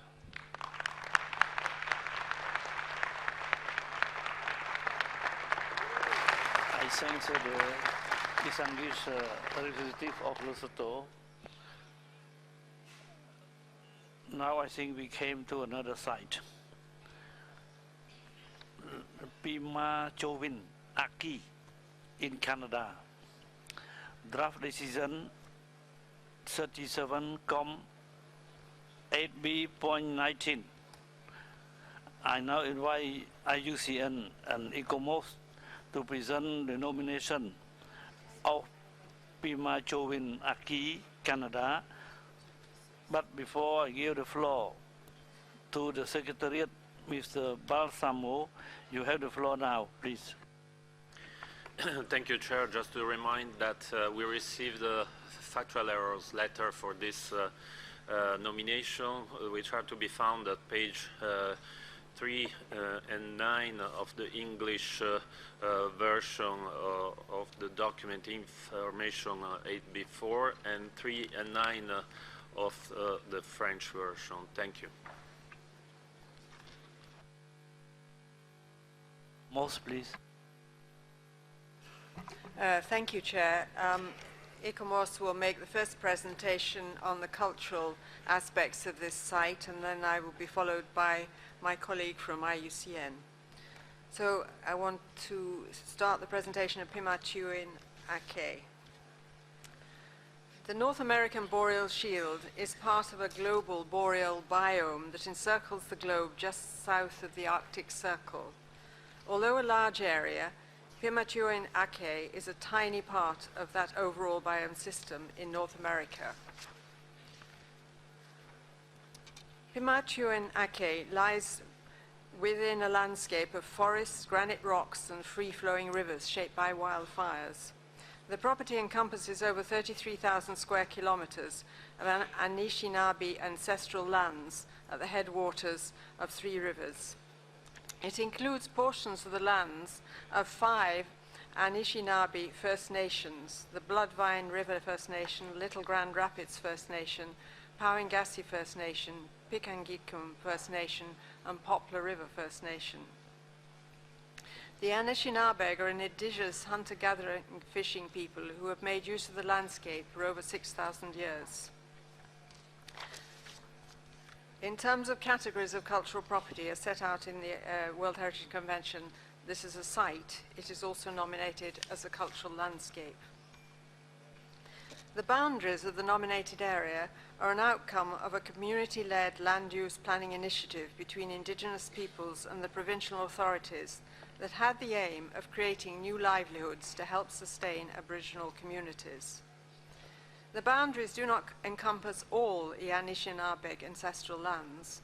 Around some 9,000 square kilometers lie outside the boundaries, are in the buffer zone.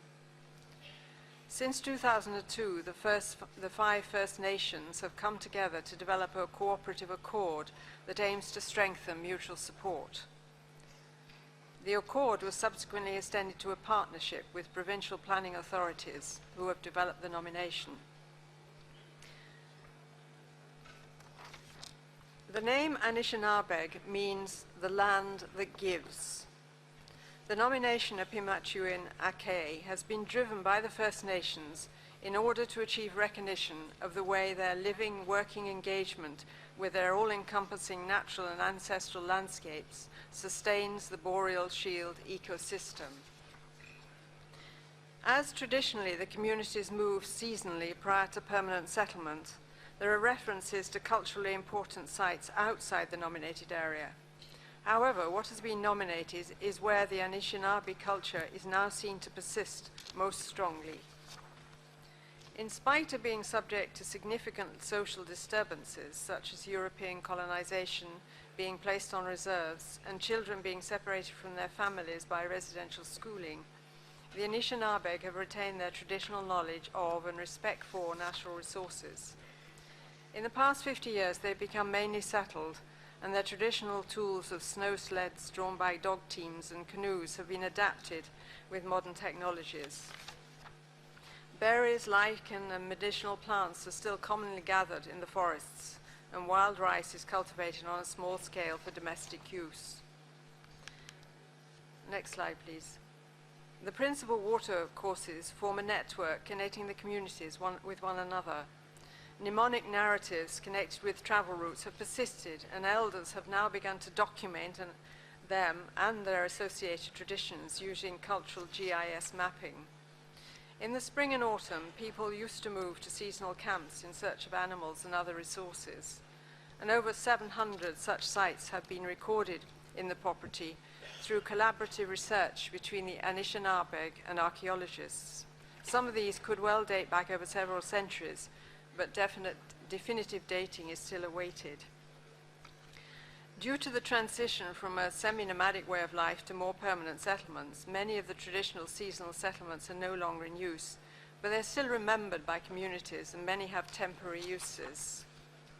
Until a century ago, people mainly gathered together in one place only in the summer months of each year. Today, there are 5 comparatively modern, mainly permanent settlements for the 5 First Nations. Numerous sacred and ceremonial sites are found in the area, but to preserve their cultural sensitivity, few have been recorded. Some of the sacred sites are still regularly visited and respected, as evidenced by offerings that can be seen. Within the property, several hundred pictographs have been recorded at some 39 locations. While some of the images correspond in form and materials to other pictographs in the archaic type in North America, a few of the images could have been made very late, as late as around 1800 AD. And there are still strong associations between the First Nations people and these rock art images.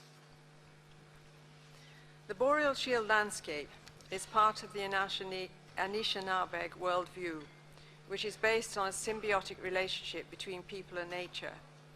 This attributes animacy to objects in the natural world, giving meaning to people's existence in their environment and through the seasons. It reinforces sacredness, relates the landscape to creation stories, and puts landscapes at the heart of their cosmology. It is their respect for nature that underpins this nomination, for it is that part of the traditional practices that have been retained most strongly as the social and economic systems have undergone considerable changes. According to the supplementary information provided, the nomination has been led by the Anishinaabe, who wish to have their recognition for their role in sustaining the Boreal Shield ecosystem. From the early 19th century, the Anishinaabe used to supplement their incomes through the involvement in the fur trade, and then later through harvesting sturgeon oil. The decline in opportunities for commercial fishing and trapping over the past 50 years has greatly diminished independent incomes. During the same time, the population has greatly increased. One of the main aims of the nomination is to sustain the spiritual relationship between the 5 First Nations and their environment. And in order to achieve this, considerable changes are seen to be necessary in socio-economic terms to make the communities viable. And these changes include the development of economic forestry, new roads, and the development of tourism. Although tourism remains quite small scale, there are such as lodges such as this you see here, there is proposals to develop it much further.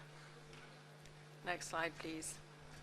ICOMOS requested further information in order to help clarify the specific focus of this nomination, and in particular whether it was the cultural traditions of the Anishinaabe that were being nominated, or rather the way that their respect for nature supported the conservation of the boreal biome ecosystem in relation to the application of criteria.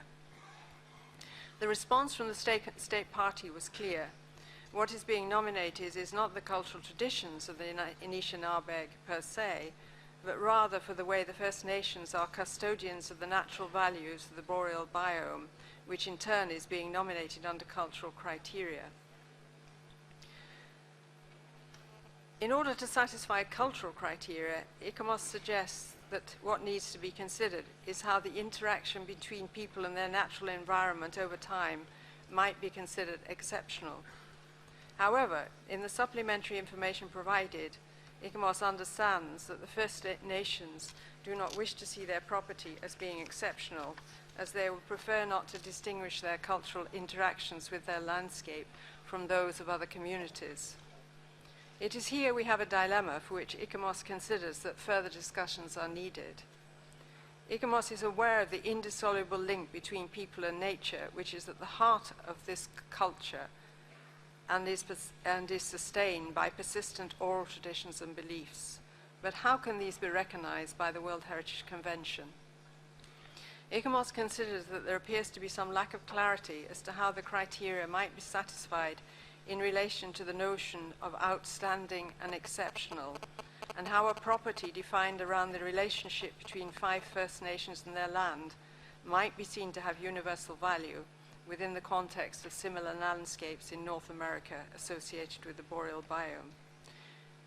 We reiterate that we consider further discussions are needed, perhaps through some sort of upstream process to discuss the way this property might be defined, protected and managed with respect to cultural criteria as a way of exploring how it could justify outstanding universal value. There are many places around the world with similar issues relating to how indigenous people relate to their landscape, and ICOMOS would like to have seen this nomination as being an exemplar of how these issues could be resolved. These issues are not uniquely found in Pimatuin Aki. Indeed, they are present in 2 other nominations that are being considered by this committee. They have also been found in a considerable number of nominations that have been presented to the committee over the years.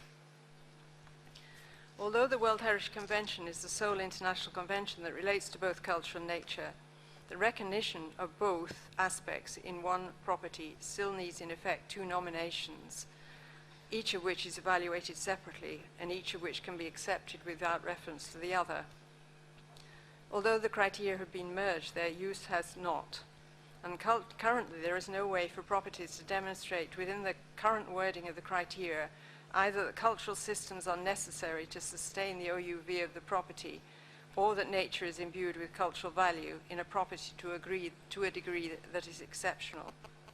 It is for all these reasons that ICOMOS considers that for Pimatuin Ake, more discussion is needed within some sort of upstream process in order that we can consider all these issues and see how a way forward might be identified.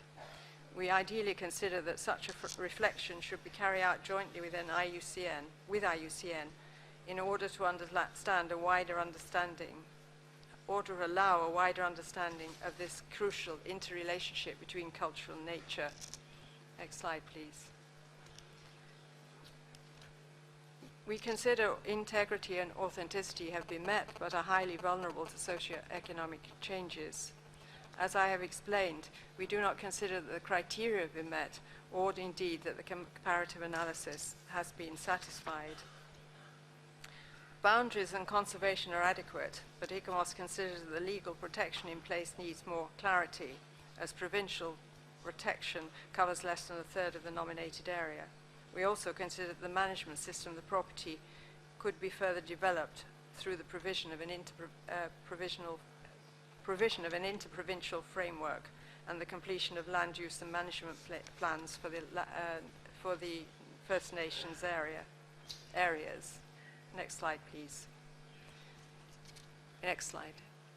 In conclusion, ICOMOS recommends that the examination of the nomination of Pimatuan Eke to the World Heritage Site list be deferred on the basis of cultural criteria. But we do recommend that an advisory mission should be undertaken for the reasons that I have explained. My colleague from IUCN will now add his comments. Thank you. Okay, thank you, Chair. And IUCN's evaluation of Pimatuan Eke is on page 135 of the English, 139 of the French versions of the IUCN evaluation report. Pimatuan Eke is centrally located in the North American boreal biome and in the boreal shield ecological region of that biome. It's characterized in terms of its natural values by boreal forests with relatively small trees, bedrock exposures of granite, long free-flowing rivers, and numerous lakes and wetlands. And as ICOMOS has noted, this is an extremely large protected area. Next slide, please. The rivers flowing across the nominated area provide ecological connectivity, nutrient transfer, and along with the numerous lakes, both dominate the landscape and are critical to the way in which this ecosystem functions, and are also so underpinning of the use by Indigenous peoples, First Nations, in terms of the cultural use of this landscape. The nominated property contains most of the mammal, bird and amphibian species that are representative of the North American boreal shield, and this is a very large and important protected area within that ecological region. All the elements of IUCN's evaluation process were highly impressed with the exceptional nature of this nomination that was demonstrated by the interaction of First Nations with this area. But this aspect, in the view of IUCN, was related to the application of the cultural criteria as they're currently worded within the convention, and that was also the approach that was taken in the nomination as submitted. So we consider that that significance is most appropriately evaluated and advised to this committee by ICOMOS, and you've just heard the presentation from ICOMOS in that regard. Conversely, it was IUCN's contention that a situation to apply only the natural criterion would appear to present potentially an inappropriate recognition of the nomination in relation to its community-led nature, and also the central premise of this nomination that traditional use and the long-standing traditional relationship of people with nature was the intrinsic essence of the nomination. Next slide, please. So in relation to criterion 9, Pimatuan Eke represents a typical large, natural and healthy boreal shield ecosystem. The property, the nominated property, is intact with its characteristic species and processes demonstrated. There are similar protected areas nearby, but they are smaller, and there are other more diverse boreal inscriptions on the World Heritage List, but not in the North American boreal shield. The nomination does seem to be remarkable in the degree to which its protection and management has been developed in a way which is community-led and with the central engagement of the 5 First Nations in the process, whose traditional lands are included in the nomination. The boundaries of the nominated property, however, just considering natural criterion 9 as it's worded, would not be considered to be optimally defined if it was just that criteria being applied. And the view of the IUCN panel was therefore that the case for inscription under only criterion 9 was not a compelling one, despite the vast scale and the naturalness of this area. It was noted as well that some of the areas that are not included in the nominated property are places where First Nations have not to date wished to include lands in the nominated process. And so we considered that the boundaries were responding to boundaries that had been developed in relation to cultural choices within the nomination, And whilst many parts of the boundaries would be appropriate, in some areas they did not seem to be the optimal configuration in relation to the recognition of a nomination only in relation to ecological processes. The nominated area in terms of its protection and management is mainly government-owned or Crown land with some small First Nations-owned components near communities and subject to the jurisdiction of the provincial government, as are the 3 protected areas included. The 2 provinces and the 5 First Nation communities have joined together in the Pimatuin-Ake Corporation, and it's this corporation that has both prepared the nomination and is proposed to be the management entity. Like ICOMOS, and partly considering the conclusions that ICOMOS had reached in relation to the recommendation for further discussion on the recognition of the tangible and intangible relationships of people with nature, IUCN's panel reached a conclusion to recommend deferral of this property at this session of the World Heritage Committee, due both to the difficulties in establishing a compelling case for the application of Criterion 9 on its own, due to the integrity considerations, notably with the boundary that I've mentioned, but also the consideration that the omission of the recognition of traditional peoples that would result from recommending an inscription only on Criterion 9, together with the need that we consider exists, like ICOMOS, to engage in further dialogue in these issues, might lead to an inappropriate recognition of this property on the World Heritage List in relation to its essential proposal in the nominated document. I'd like to just note on behalf of IUCN that the last 20 years since the World Heritage criteria were revised and the interaction between people and nature was removed from what was previously Criterion 9 have seen a growing recognition that governance of protected areas by indigenous indigenous peoples and communities, the nature of indigenous and community conserved areas, has been recognized as an entirely valid and appropriate form of protected area governance. And we would like to express our appreciation for the commitment that's been made by First Nations with this nomination.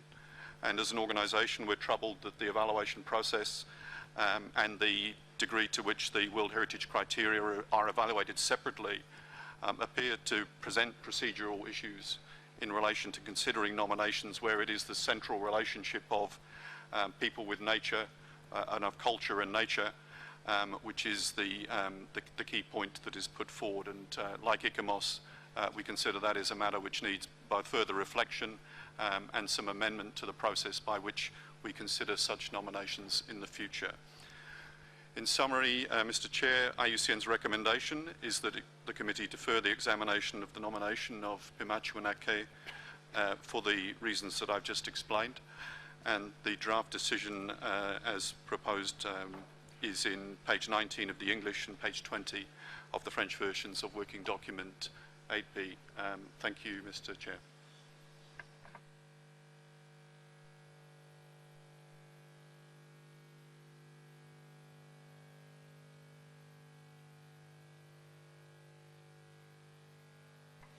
Dear colleague, I think the 2 advisory bodies, IUCN and ICOMOS, came to the same conclusion.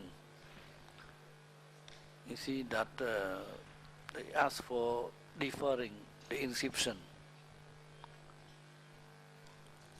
Yes. And now I like to open the floor for the state member, for the committee member.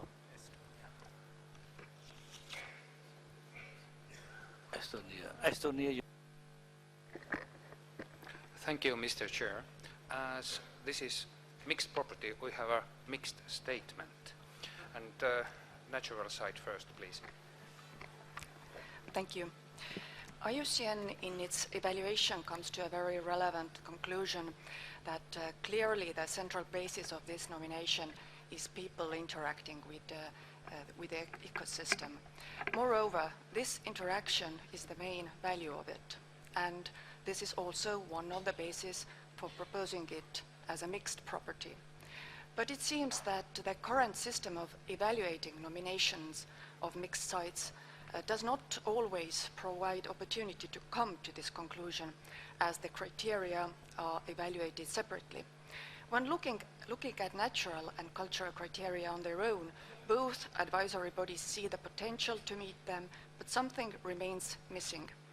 We would like to suggest that perhaps in case of mixed properties, the conclusion should be worded by two advisory bodies jointly, as doing it separately, it may not always give quite relevant results. Also, recent debate about the extension showed that it's extremely difficult to merge two totally different draft decisions together. Thank you. The ICOMOS evaluations are always very comprehensive and very professional, but still rather different. In this particular case, where the evaluation is based on the report made by a well-known art historian, a good specialist expert on the 19th century public parks, is by its tonality somehow tight-fisted or hard-fisted, somehow not willing to recognize all the values which obviously are there. And in this light, we wouldn't mind the mitigation of the decision. Thank you.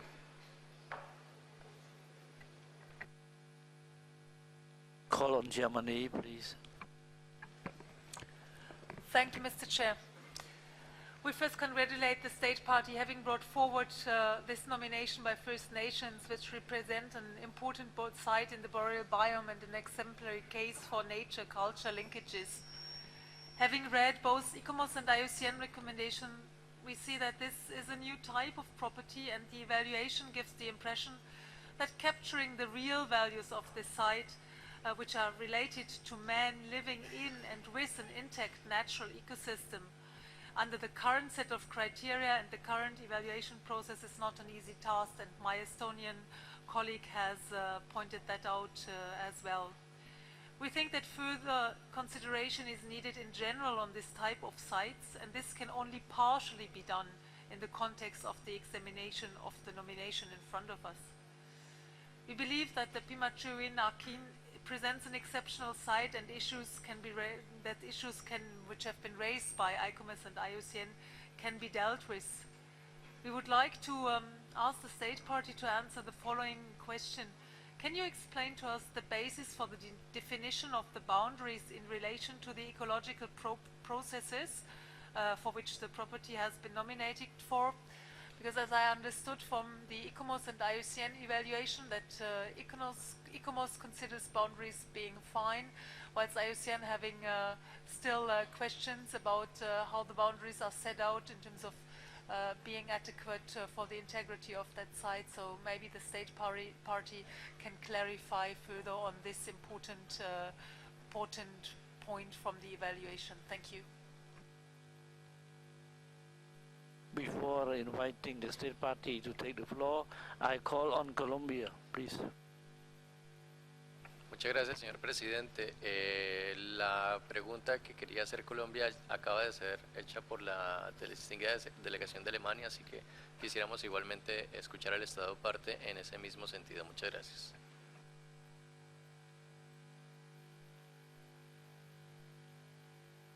Also, please.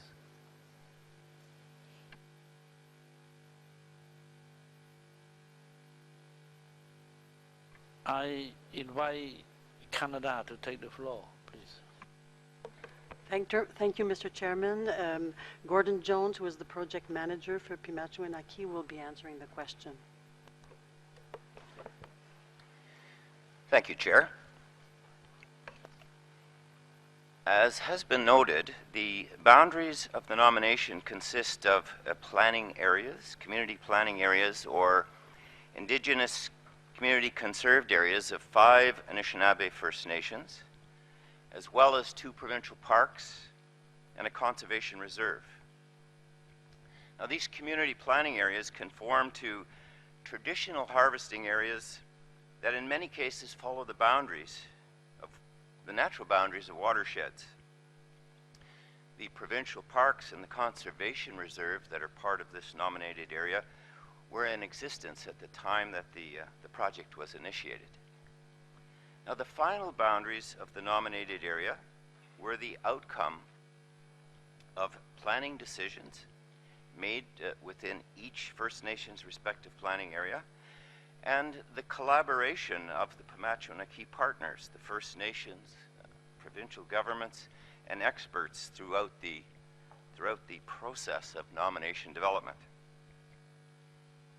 The First Nations communities, through their planning, have allocated the majority of their lands to protection. And these protected lands, together with the aforementioned Parks and Conservation Reserve, comprise the Pimatuanaki nominated area. It is an area of 3,400,000 square hectares in size. It is an area 3 times larger than the 10,000 kilometers squared minimum size generally needed to support large area boreal ecological processes. It is approximately the size of Belgium. The eastern boundaries in the Pikangikum First Nation planning area included remote lake country and cultural waterways that are the major river corridors and connected wetlands. And these areas were created through one of the land use planning processes, the White Feather Forest Land Use Strategy, called Keeping the Land in Appendix J. So this strategy identified both protected areas and lands for potential community-led sustainable forestry. But it's important to note that this broad strategy requires the protection of ecological integrity, the maintenance of natural patterns, processes, biodiversity, and abundance throughout the planning area. And it describes a goal to maintain pure, free-flowing waterways and intact watersheds. All lands that buffer the nominated area are governed by distinct legal and planning frameworks, each of which ensure that the lands are planned and managed in ways that take account of Pimatuanaki's ecological integrity. The provincial governments have developed a memorandum of understanding for transboundary protection and management of this area. We are confident that the nominated area meets integrity requirements and supports the operation of ecological processes now and into the future. The comparative analysis in the nomination showed that both within the global boreal biome and the North American boreal shield, Pimatuanaki has a high state of conservation and intactness, as well as high potential to retain these attributes into the future, especially in the context of accelerated climate change. In sum, we are certain that the boundaries of this very large area will provide for the operation of ecological processes. Thank you, Chair.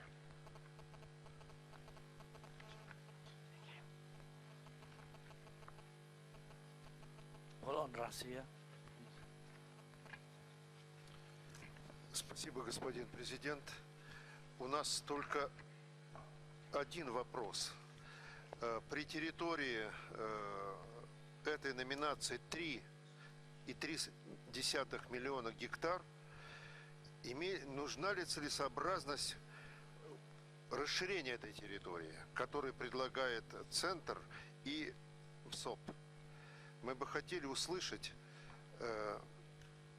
о рациональности этого предложения. Спасибо.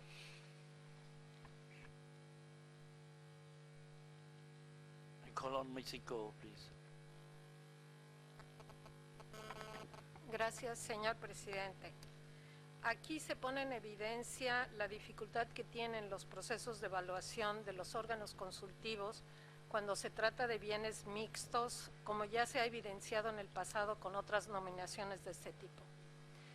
La UICN indicó que sería inadecuado inscribir el bien solo con criterio natural, dado que esta nominación ha sido liderada por la comunidad. Queremos saber cuál es el punto de vista del Estado parte respecto a la posibilidad de inscribir el bien solo bajo un criterio natural. Gracias.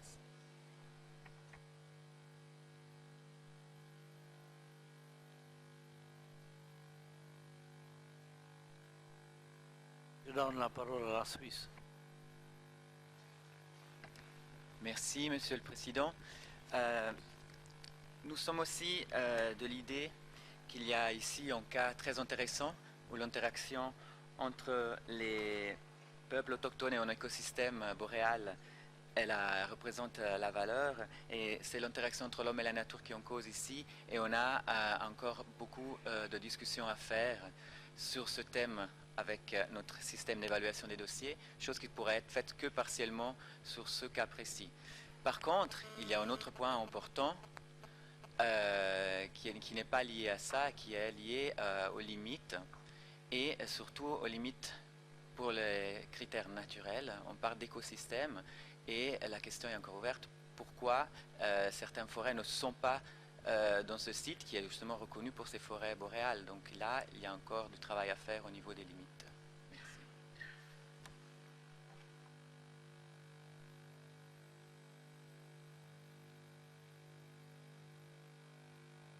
Tian, you have the floor. No. State party. State party, please. Canada. Thank you, Mr. Chairman. Mr. Ed Hudson, the representative of the Poplar River First Nation, will be answering that question.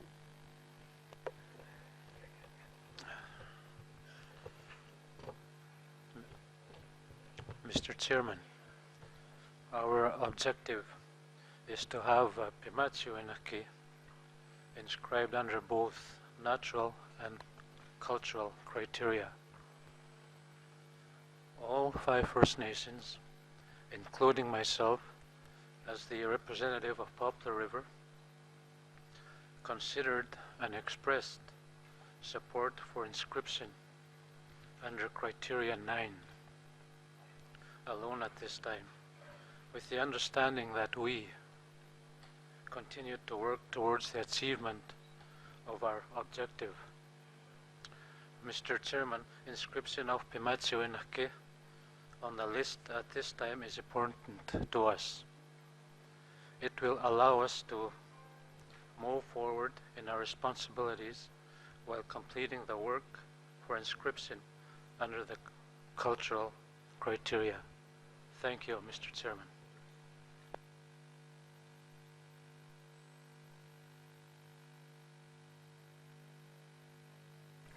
Oui, je donne la parole au rapporteur. Japan before, Japan tout d'abord. Thank you, Mr. Chairman. I join my Swiss colleague in appreciating the interesting side of people's interaction with their ecosystem. And I want to pay attention to what ICOMOS says in her presentation. She referred to dilemma and talks about outstanding versus exceptional. If I'm not mistaken, criteria 5 requires being outstanding, and it's only criteria 3 which requires unique or at least exceptional. When we deal with the indigenous people, central government has to be very careful, and there's a high level of sensitivity required. So I just want to have a clarification from ICOMOS whether you want to have exceptionality as a key factor for establishing OUV under category criteria 5, in spite of the political sensitivity the state party is facing in doing so. Thank you. Merci, le Japon. I call on Germany, please. Maybe we can hear ICOMOS first, and then I'll see whether there's still need of putting something forward. Thanks. I think ICOMOS had to reply, please. Thank you, Chair. The words exceptional and outstanding are both used in the convention and in the operational guidelines under defining outstanding universal value. In item 4 of the convention, it talks about parts of the heritage because of their exceptional qualities that can be considered to be of outstanding universal value. And paragraph 49 of the operational guidelines talks about outstanding universal value means cultural or natural significance, which is so exceptional as to transcend national boundaries. So I think that overarching the criteria, this idea that for properties to have outstanding universal value, they need to be exceptional.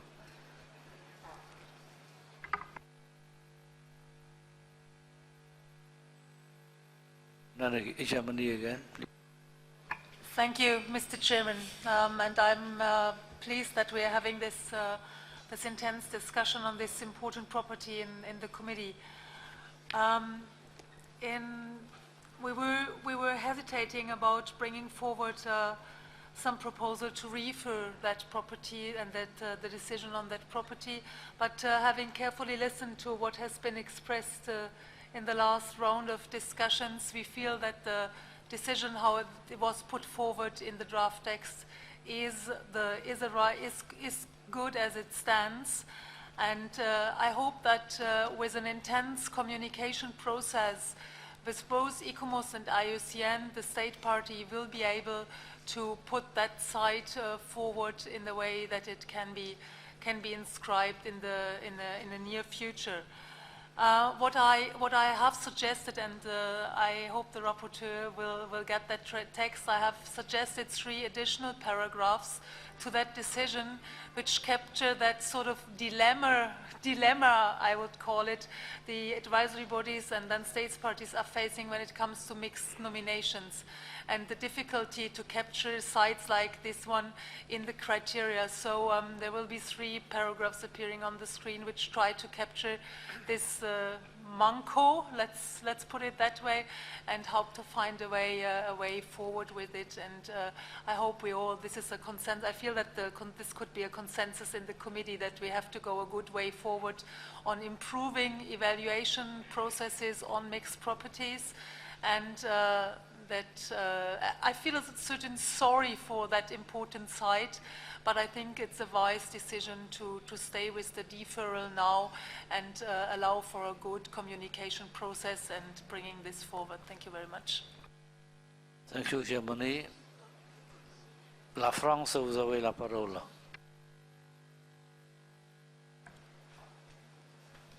Merci, Monsieur le Président. Les débats ont été très constructifs quant à l'application des critères. Nous rejoignons tout à fait les remarques qui ont été faites par le Japon sur l'application des critères. Il y a une différence entre le critère 3 et l'exceptionnalité et le critère 5. Donc nous soutenons, nous rejoignons ces remarques du Japon. Par ailleurs, nous soutenons la proposition qui vient d'être faite par l'Allemagne. Merci, Monsieur le Président. Je pense que le rapporteur est prêt. Vous avez la parole. Thank you, Mr. Chair. We will present the amendments that we received from Germany. So the draft decision 37,8b/19, we kept all the decision proposed by the Secretariat that you have in your documents, and you carefully studied it as we saw from your discussion. So paragraph number 1, number 2, little a, little b, paragraph number 3, and paragraph number 4 are kept as proposed by the Secretariat, and Germany and all committee members supported it. I'm going to read slowly the new paragraph 5, so we have 3 more to go, 5, 6, and 7, and you have them on your screen in French and English.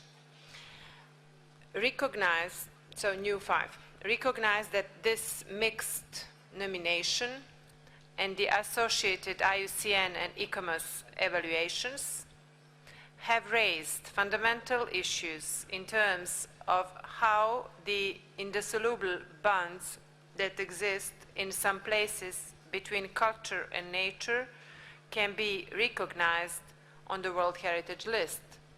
In particular, that the recognition of both the cultural and natural values of one property still needs, in effect, 2 nominations each, of which is evaluated separately, and that there is no way for properties to demonstrate within the current wording of the criteria, either that cultural systems are necessary to sustain the outstanding universal value of nature in a property, or that nature is imbued with cultural value in a property to a degree that is exceptional.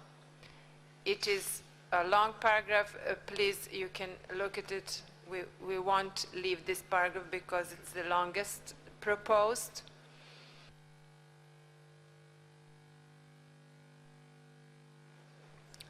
Does anyone has any comments?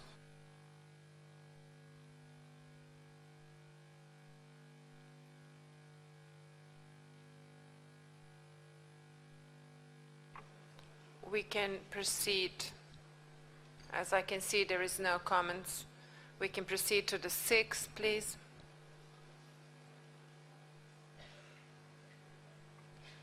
Okay. Merci. Further recognize that maintaining entirely distinct evaluation process for mixed nominations does not allow for adequate opportunities for shared decision-taking processes between the advisory body. Processes is, okay, sorry. My English is not that, yeah, excellent. 7,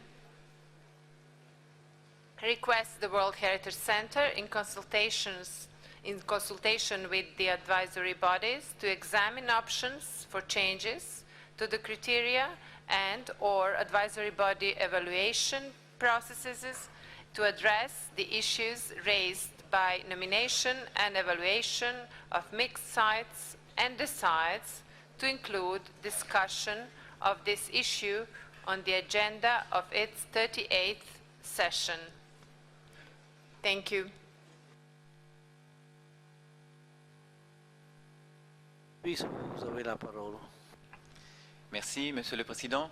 Nous voudrions seulement remercier l'Allemagne pour ses remarques très pertinentes et nous nous réjouissons aussi de continuer ces travaux très importants de les sites mixtes. Merci beaucoup. So I invite the committee member to adopt the decision number 37,8B.19. So the decision is adopted.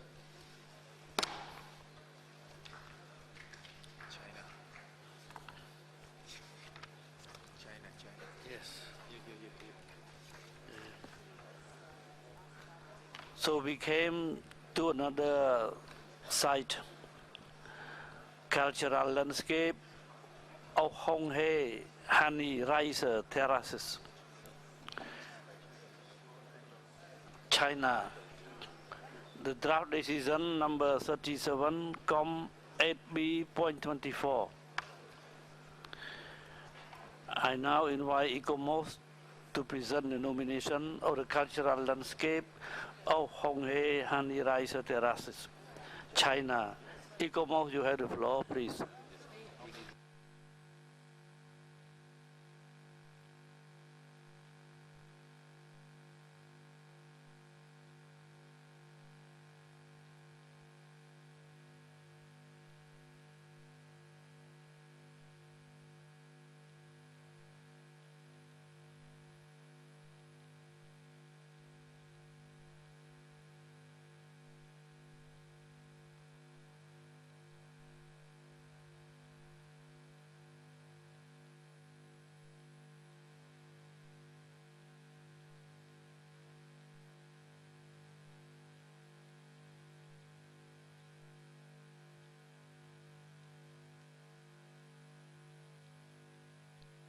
Thank you, Chair. I've now lost the attention. May I present the cultural landscape of the Hongi-Hani rice terraces in China? Next slide, please.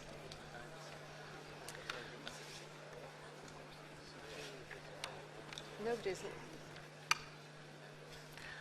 The property is located in the south of Yunnan province, as you can see from the map. The boundary of the property is outlined.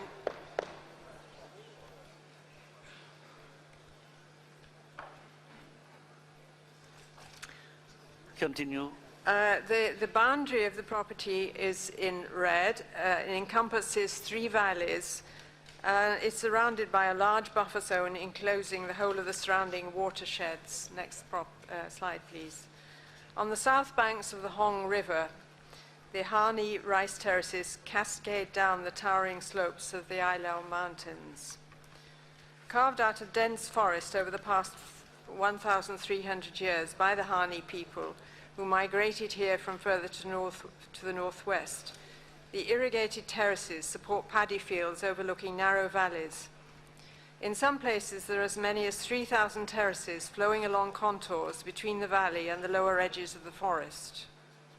The nominated area displays the most concentrated and best developed terraces in the 3 valleys. The landscapes reflect the complex intermountain water systems that distribute water garnered in the forests throughout the terraces and an integrated farming system for the production of the primary product, red rice. Next slide, please.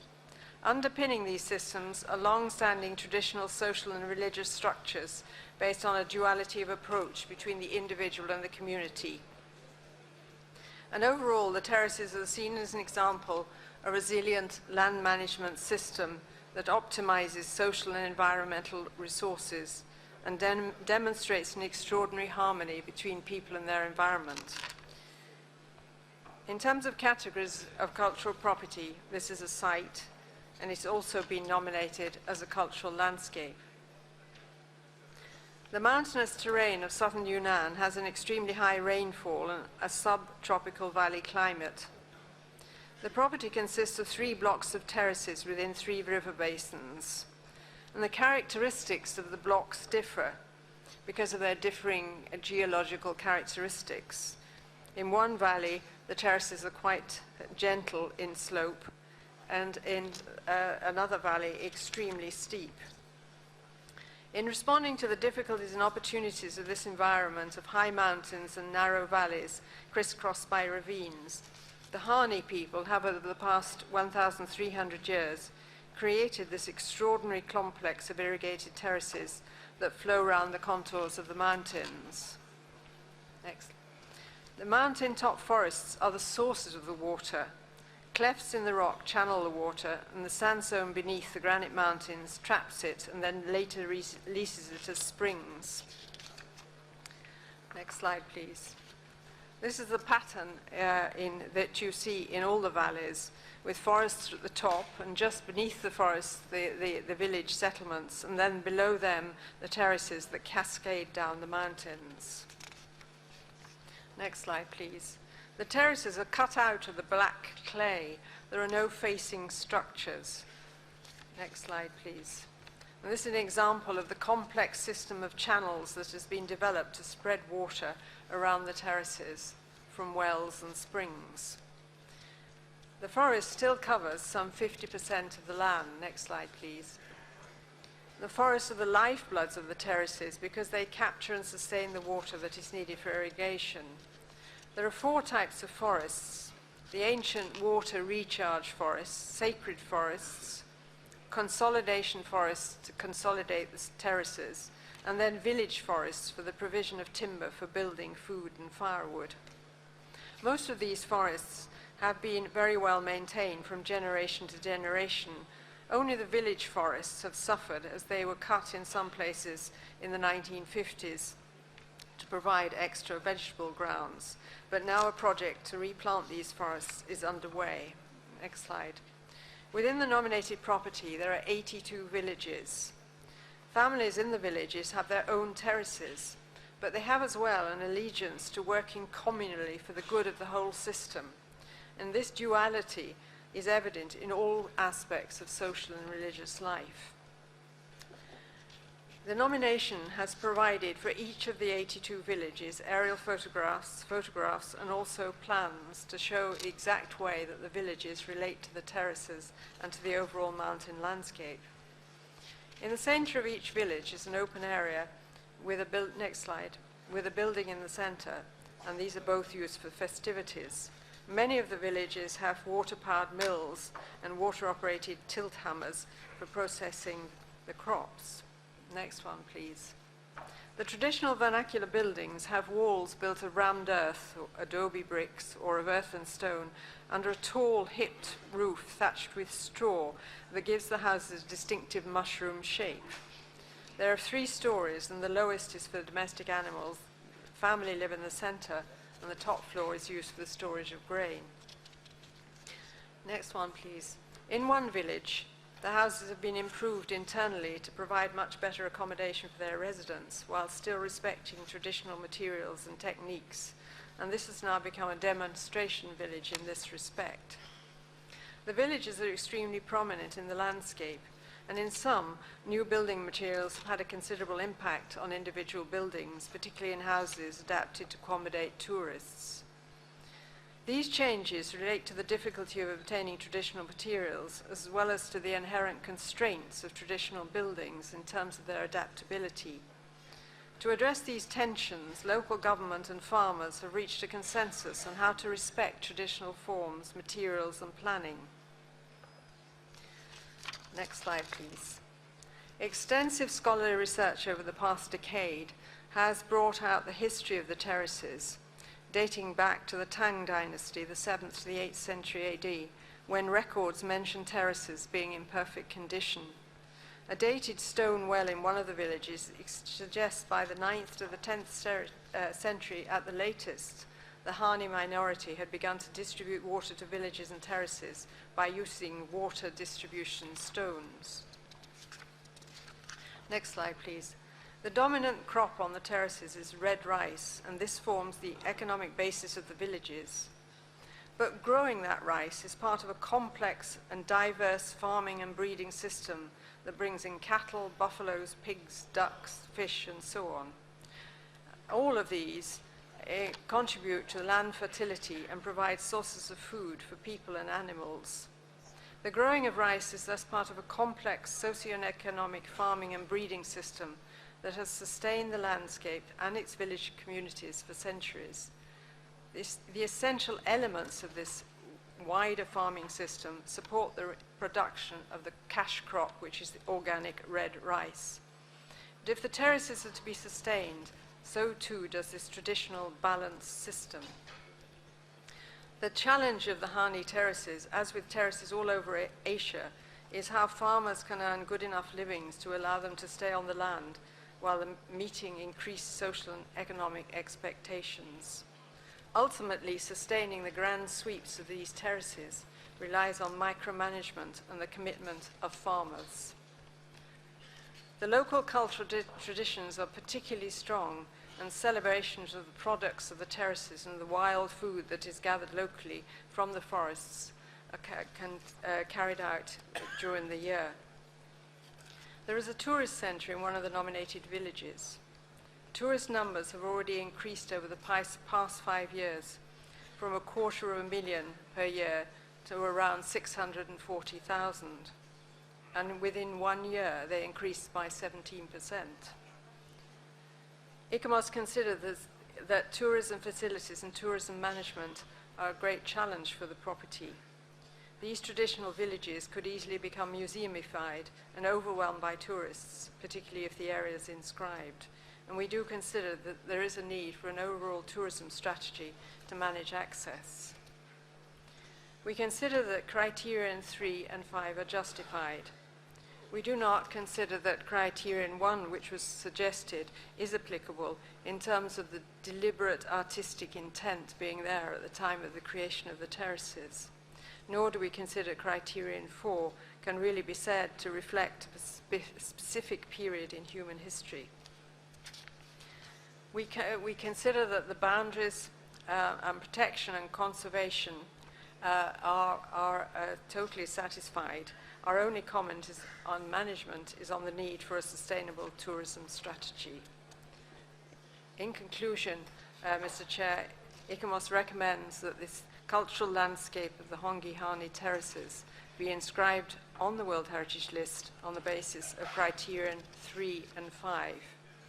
We do, however, have some recommendations, and we suggest that the State Party give consideration to putting in place a sustainable ecotourism strategy, also providing an interpretation strategy that allows a clearer understanding of this extraordinarily complex and valuable farming and water management system and its distinctive socio-economic and religious systems of the Hani communities.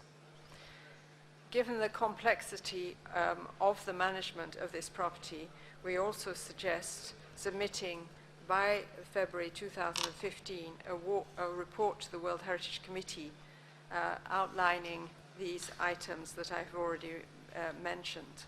And finally, we would like to recommend that the State Party might give consideration to arranging an international workshop on the management of extensive terrace landscapes, so that the enormous work that has been done in putting together this nomination and putting in place sustainable management might be shared with other properties in Asia that face similar challenges. Thank you very much.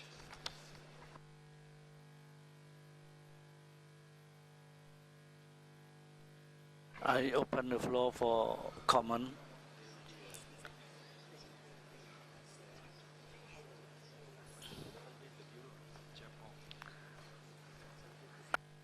I give the floor to Chapman, please.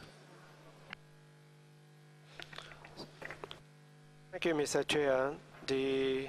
We'd like to congratulate the State Party and its expert for this extensive work on the preparation of this nomination. We strongly support its inscription. Rice fields are the fundamental living landscapes in a region of the world, and now we rice terraces from the Philippines, Indonesia, and China, representative rich cultural diversity. Considering the difficulty of managing this type of living landscape, we, Japan, which have the similar landscape, would like to cooperate further for the development of sustainable management and tourism strategies. Thank you.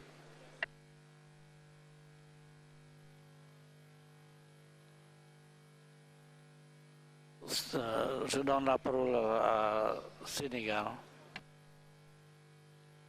Nous voudrions à notre tour féliciter l'État parti pour vraiment la qualité du travail qui nous a été présenté. Et comme nous sommes un très grand pays consommateur de riz, nous sommes d'autant plus intéressés par ces techniques traditionnelles qui ont traversé les siècles et qui pourraient peut-être un jour nous servir de modèle. Nous félicitons l'État parti pour la qualité de son travail.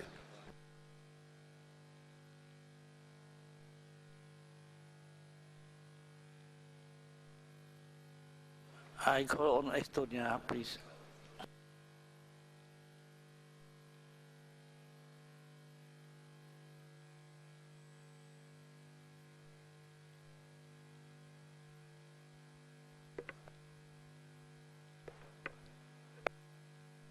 Yeah, you have the floor.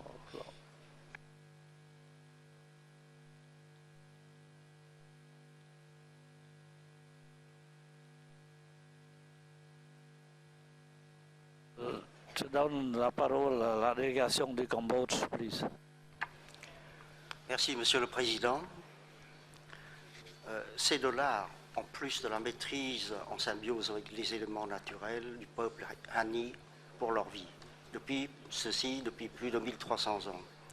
Le Cambodge félicite la Chine et soutient pleinement l'inscription de ce bien sur la liste du patrimoine mondial et appuie les recommandations du point 4. Je vous remercie. Je donne la parole à l'Algérie. Président, l'Algérie félicite la Chine pour la qualité de son dossier d'inscription et accueille très favorablement la proposition d'inscription du site dans la liste du patrimoine mondial. Merci.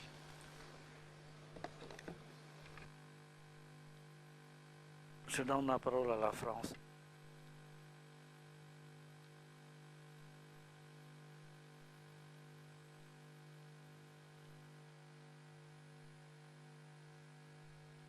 La France, vous avez la parole.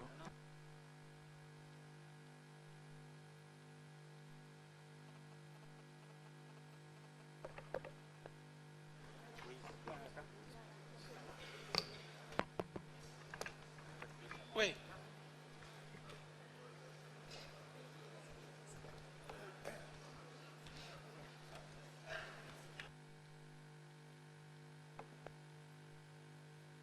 Merci, Monsieur le Président. Nous remercions également la délégation cambodgienne pour son hospitalité. La France voudrait simplement féliciter l'État partie pour la grande qualité de son dossier. Et compte tenu du fait que la France a une agriculture diverse et une culture du riz, nous félicitons tout particulièrement les autorités chinoises pour ce projet d'inscription. Merci, Monsieur le Président. Je donne la parole à la Mali, please. Merci, Monsieur le Président. La délégation malienne félicite l'État partie pour la qualité du dossier et soutient son inscription. You have the floor. Qatar.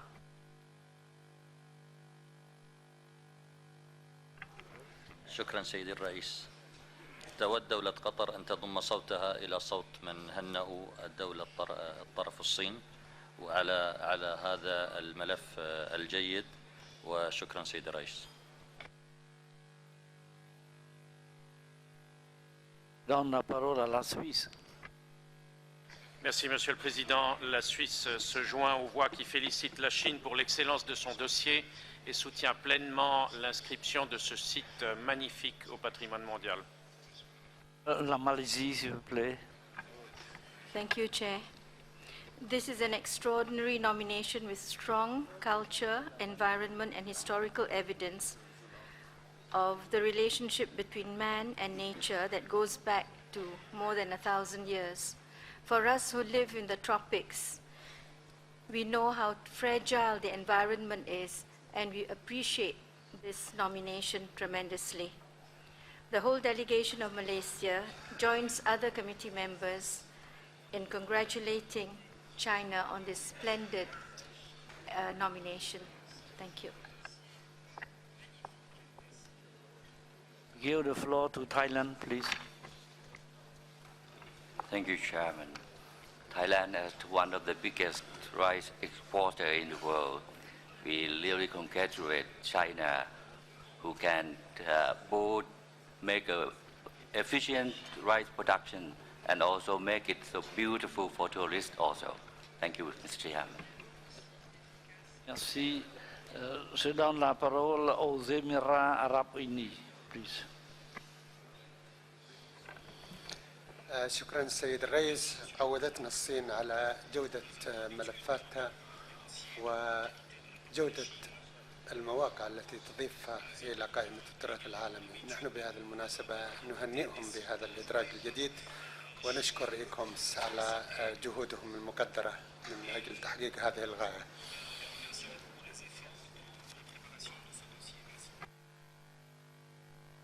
Give the floor to Mexico, please. Gracias, señor presidente. También nosotros quisiéramos tomar la palabra en el mismo sentido para felicitar a China sobre esta magnífica propuesta de paisaje cultural sobre las terrazas arroceras. Y nuestro comentario adicional iría en el sentido de apoyar lo que el ICOMOS recomendó para hacer en el futuro próximo un taller que viera con mayor detalle cómo tienen que ser enfocados a este tipo de estudios. Hemos pasado recientemente en la experiencia filipina, donde las terrazas arroceras de la cordillera estuvieron en la lista en peligro, y el gran esfuerzo que hizo el Estado filipino para recuperar ese saber ancestral, y por lo tanto nos parece que China con este ejemplo enriquece de una manera extraordinaria lo que son la enorme variedad de paisajes culturales que ya figuran en la lista de Patrimonio Mundial. Muchas gracias, señor presidente.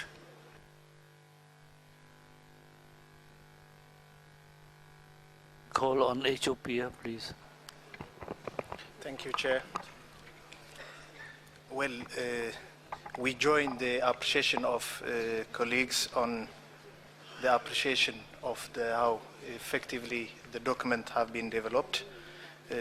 Not only with that, I think with this outstanding site for countries with agrarian economies, the way they manage this landscape with regards to land rehabilitation and management, there will be a lot we will be learning.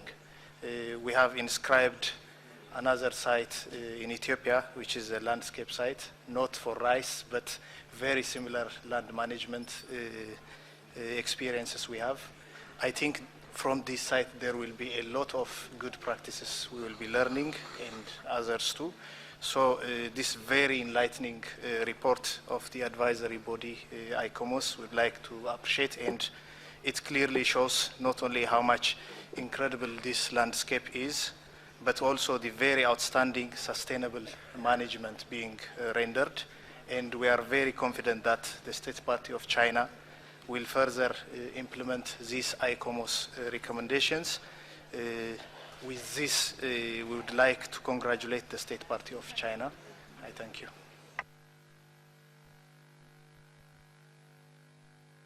On Germany, please.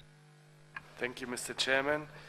Germany congratulates China for the convincing nomination of the cultural landscape of Hongyi Hani rice terraces, and Germany would like to underline that we can support the draft decision as proposed by the Secretariat. Thank you.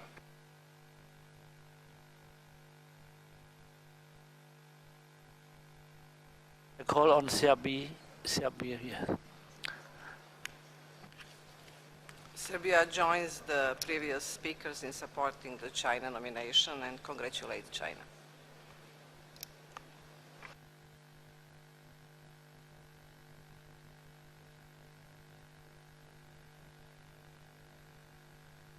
I call on Colombia, please.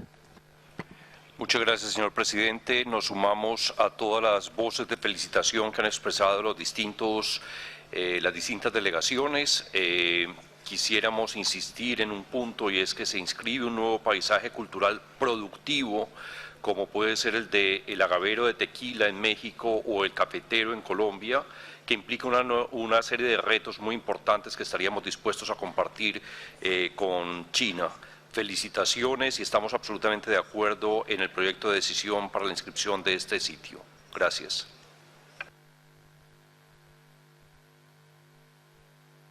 Call on Russia, please.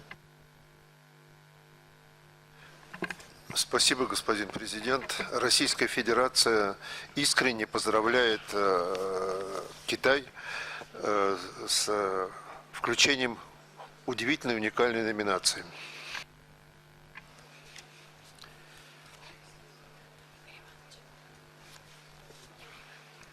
Call on India. Thank you, Chair. It's with great pleasure that we would like to congratulate the State Party on this unique inscription, joining a growing list of such inscriptions from Colombia and the Philippines, and we hope there'll be many more. We're entirely and utterly confident that the People's Republic of China would manage this site in a way that it would become a model for other and future inscriptions. Thank you, Chair.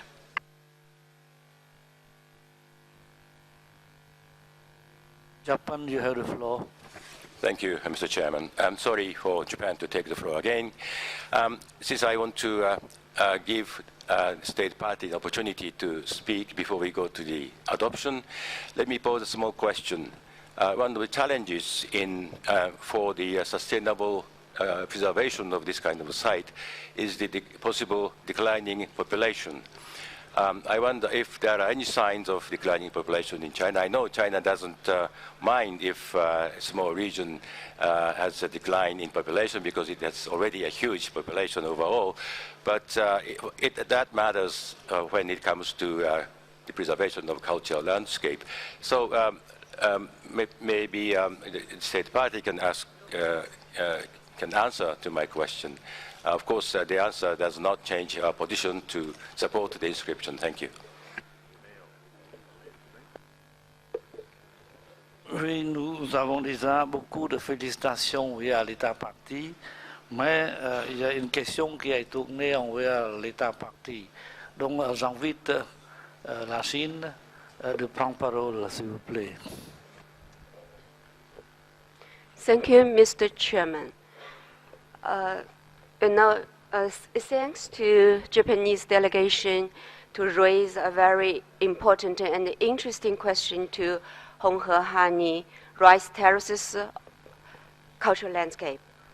Yes, in China we really have the large populations, and the large scale, large size rice terraces and raised for so many people for a long time, and we have a long history for the local people living in their villages, and they farm their wonderful terraces, and they have very important and strong and very strong tradition and culture to maintain the wonderful terraces, the rice terraces, and the local people, they love the terraces, and the local government, they establish a very effective system management for conserve and safeguard their very important terraces. The young people, they respect their tradition and culture, and they know they have to conserve. That's very important, and that's very beautiful terraces. And the local government and the central government of China, they establish a series of management and conservation laws, regulations, and policies, and to help the local people to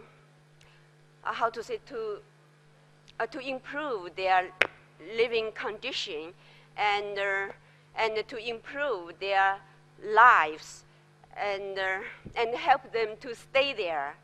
So thank you. So I think we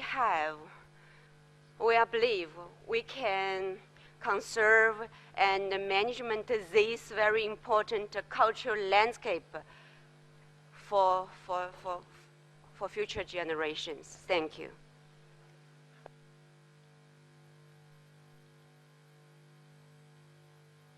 I think Japan is happy with the response. So now I invite the committee member to adopt the decision 37,8B.24. So the decision is adopted.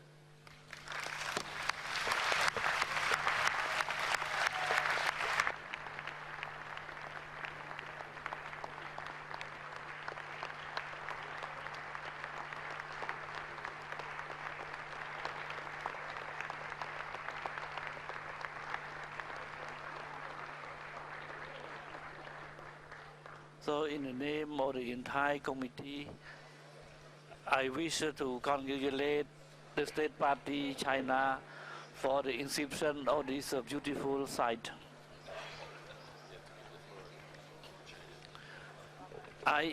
the State Party to take the floor for 2 minutes.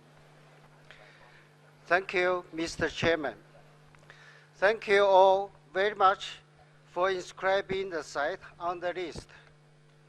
We really appreciate the evaluations of advisory bodies and the comments from the committee members. With the iconic beauty of the landscape, we must acknowledge that the site is a product of the particular way of farming together with the unique tradition and the religion behind. It has been practiced by local people over 1,000 years. In this site, the tangible heritage benefits from the intangible heritage. In fact, the OUV resides very much in the attitude of the local people toward the nature and the culture. By nominating the sites, we want to say we value such an attitude of being a responsible community, which is much needed in our society. We are also fully aware the challenges lying ahead, but we are confident in providing the best conservation for these sites. We have started developing sustainable eco-tourism strategies to enhance the red rice economy and to improve the living conditions of villagers so that farmers can get benefits from them. The tourism management strategy is also under preparation to protect the local lifestyle. We are delighted to hold an international conference in the near future to learn more experience from international colleagues. Honey people will take today as their honey day. Welcome to the landscape, honey, with your honey. Thank you, Mr. Chair. The honey people will take you as their honey chair. Thank you.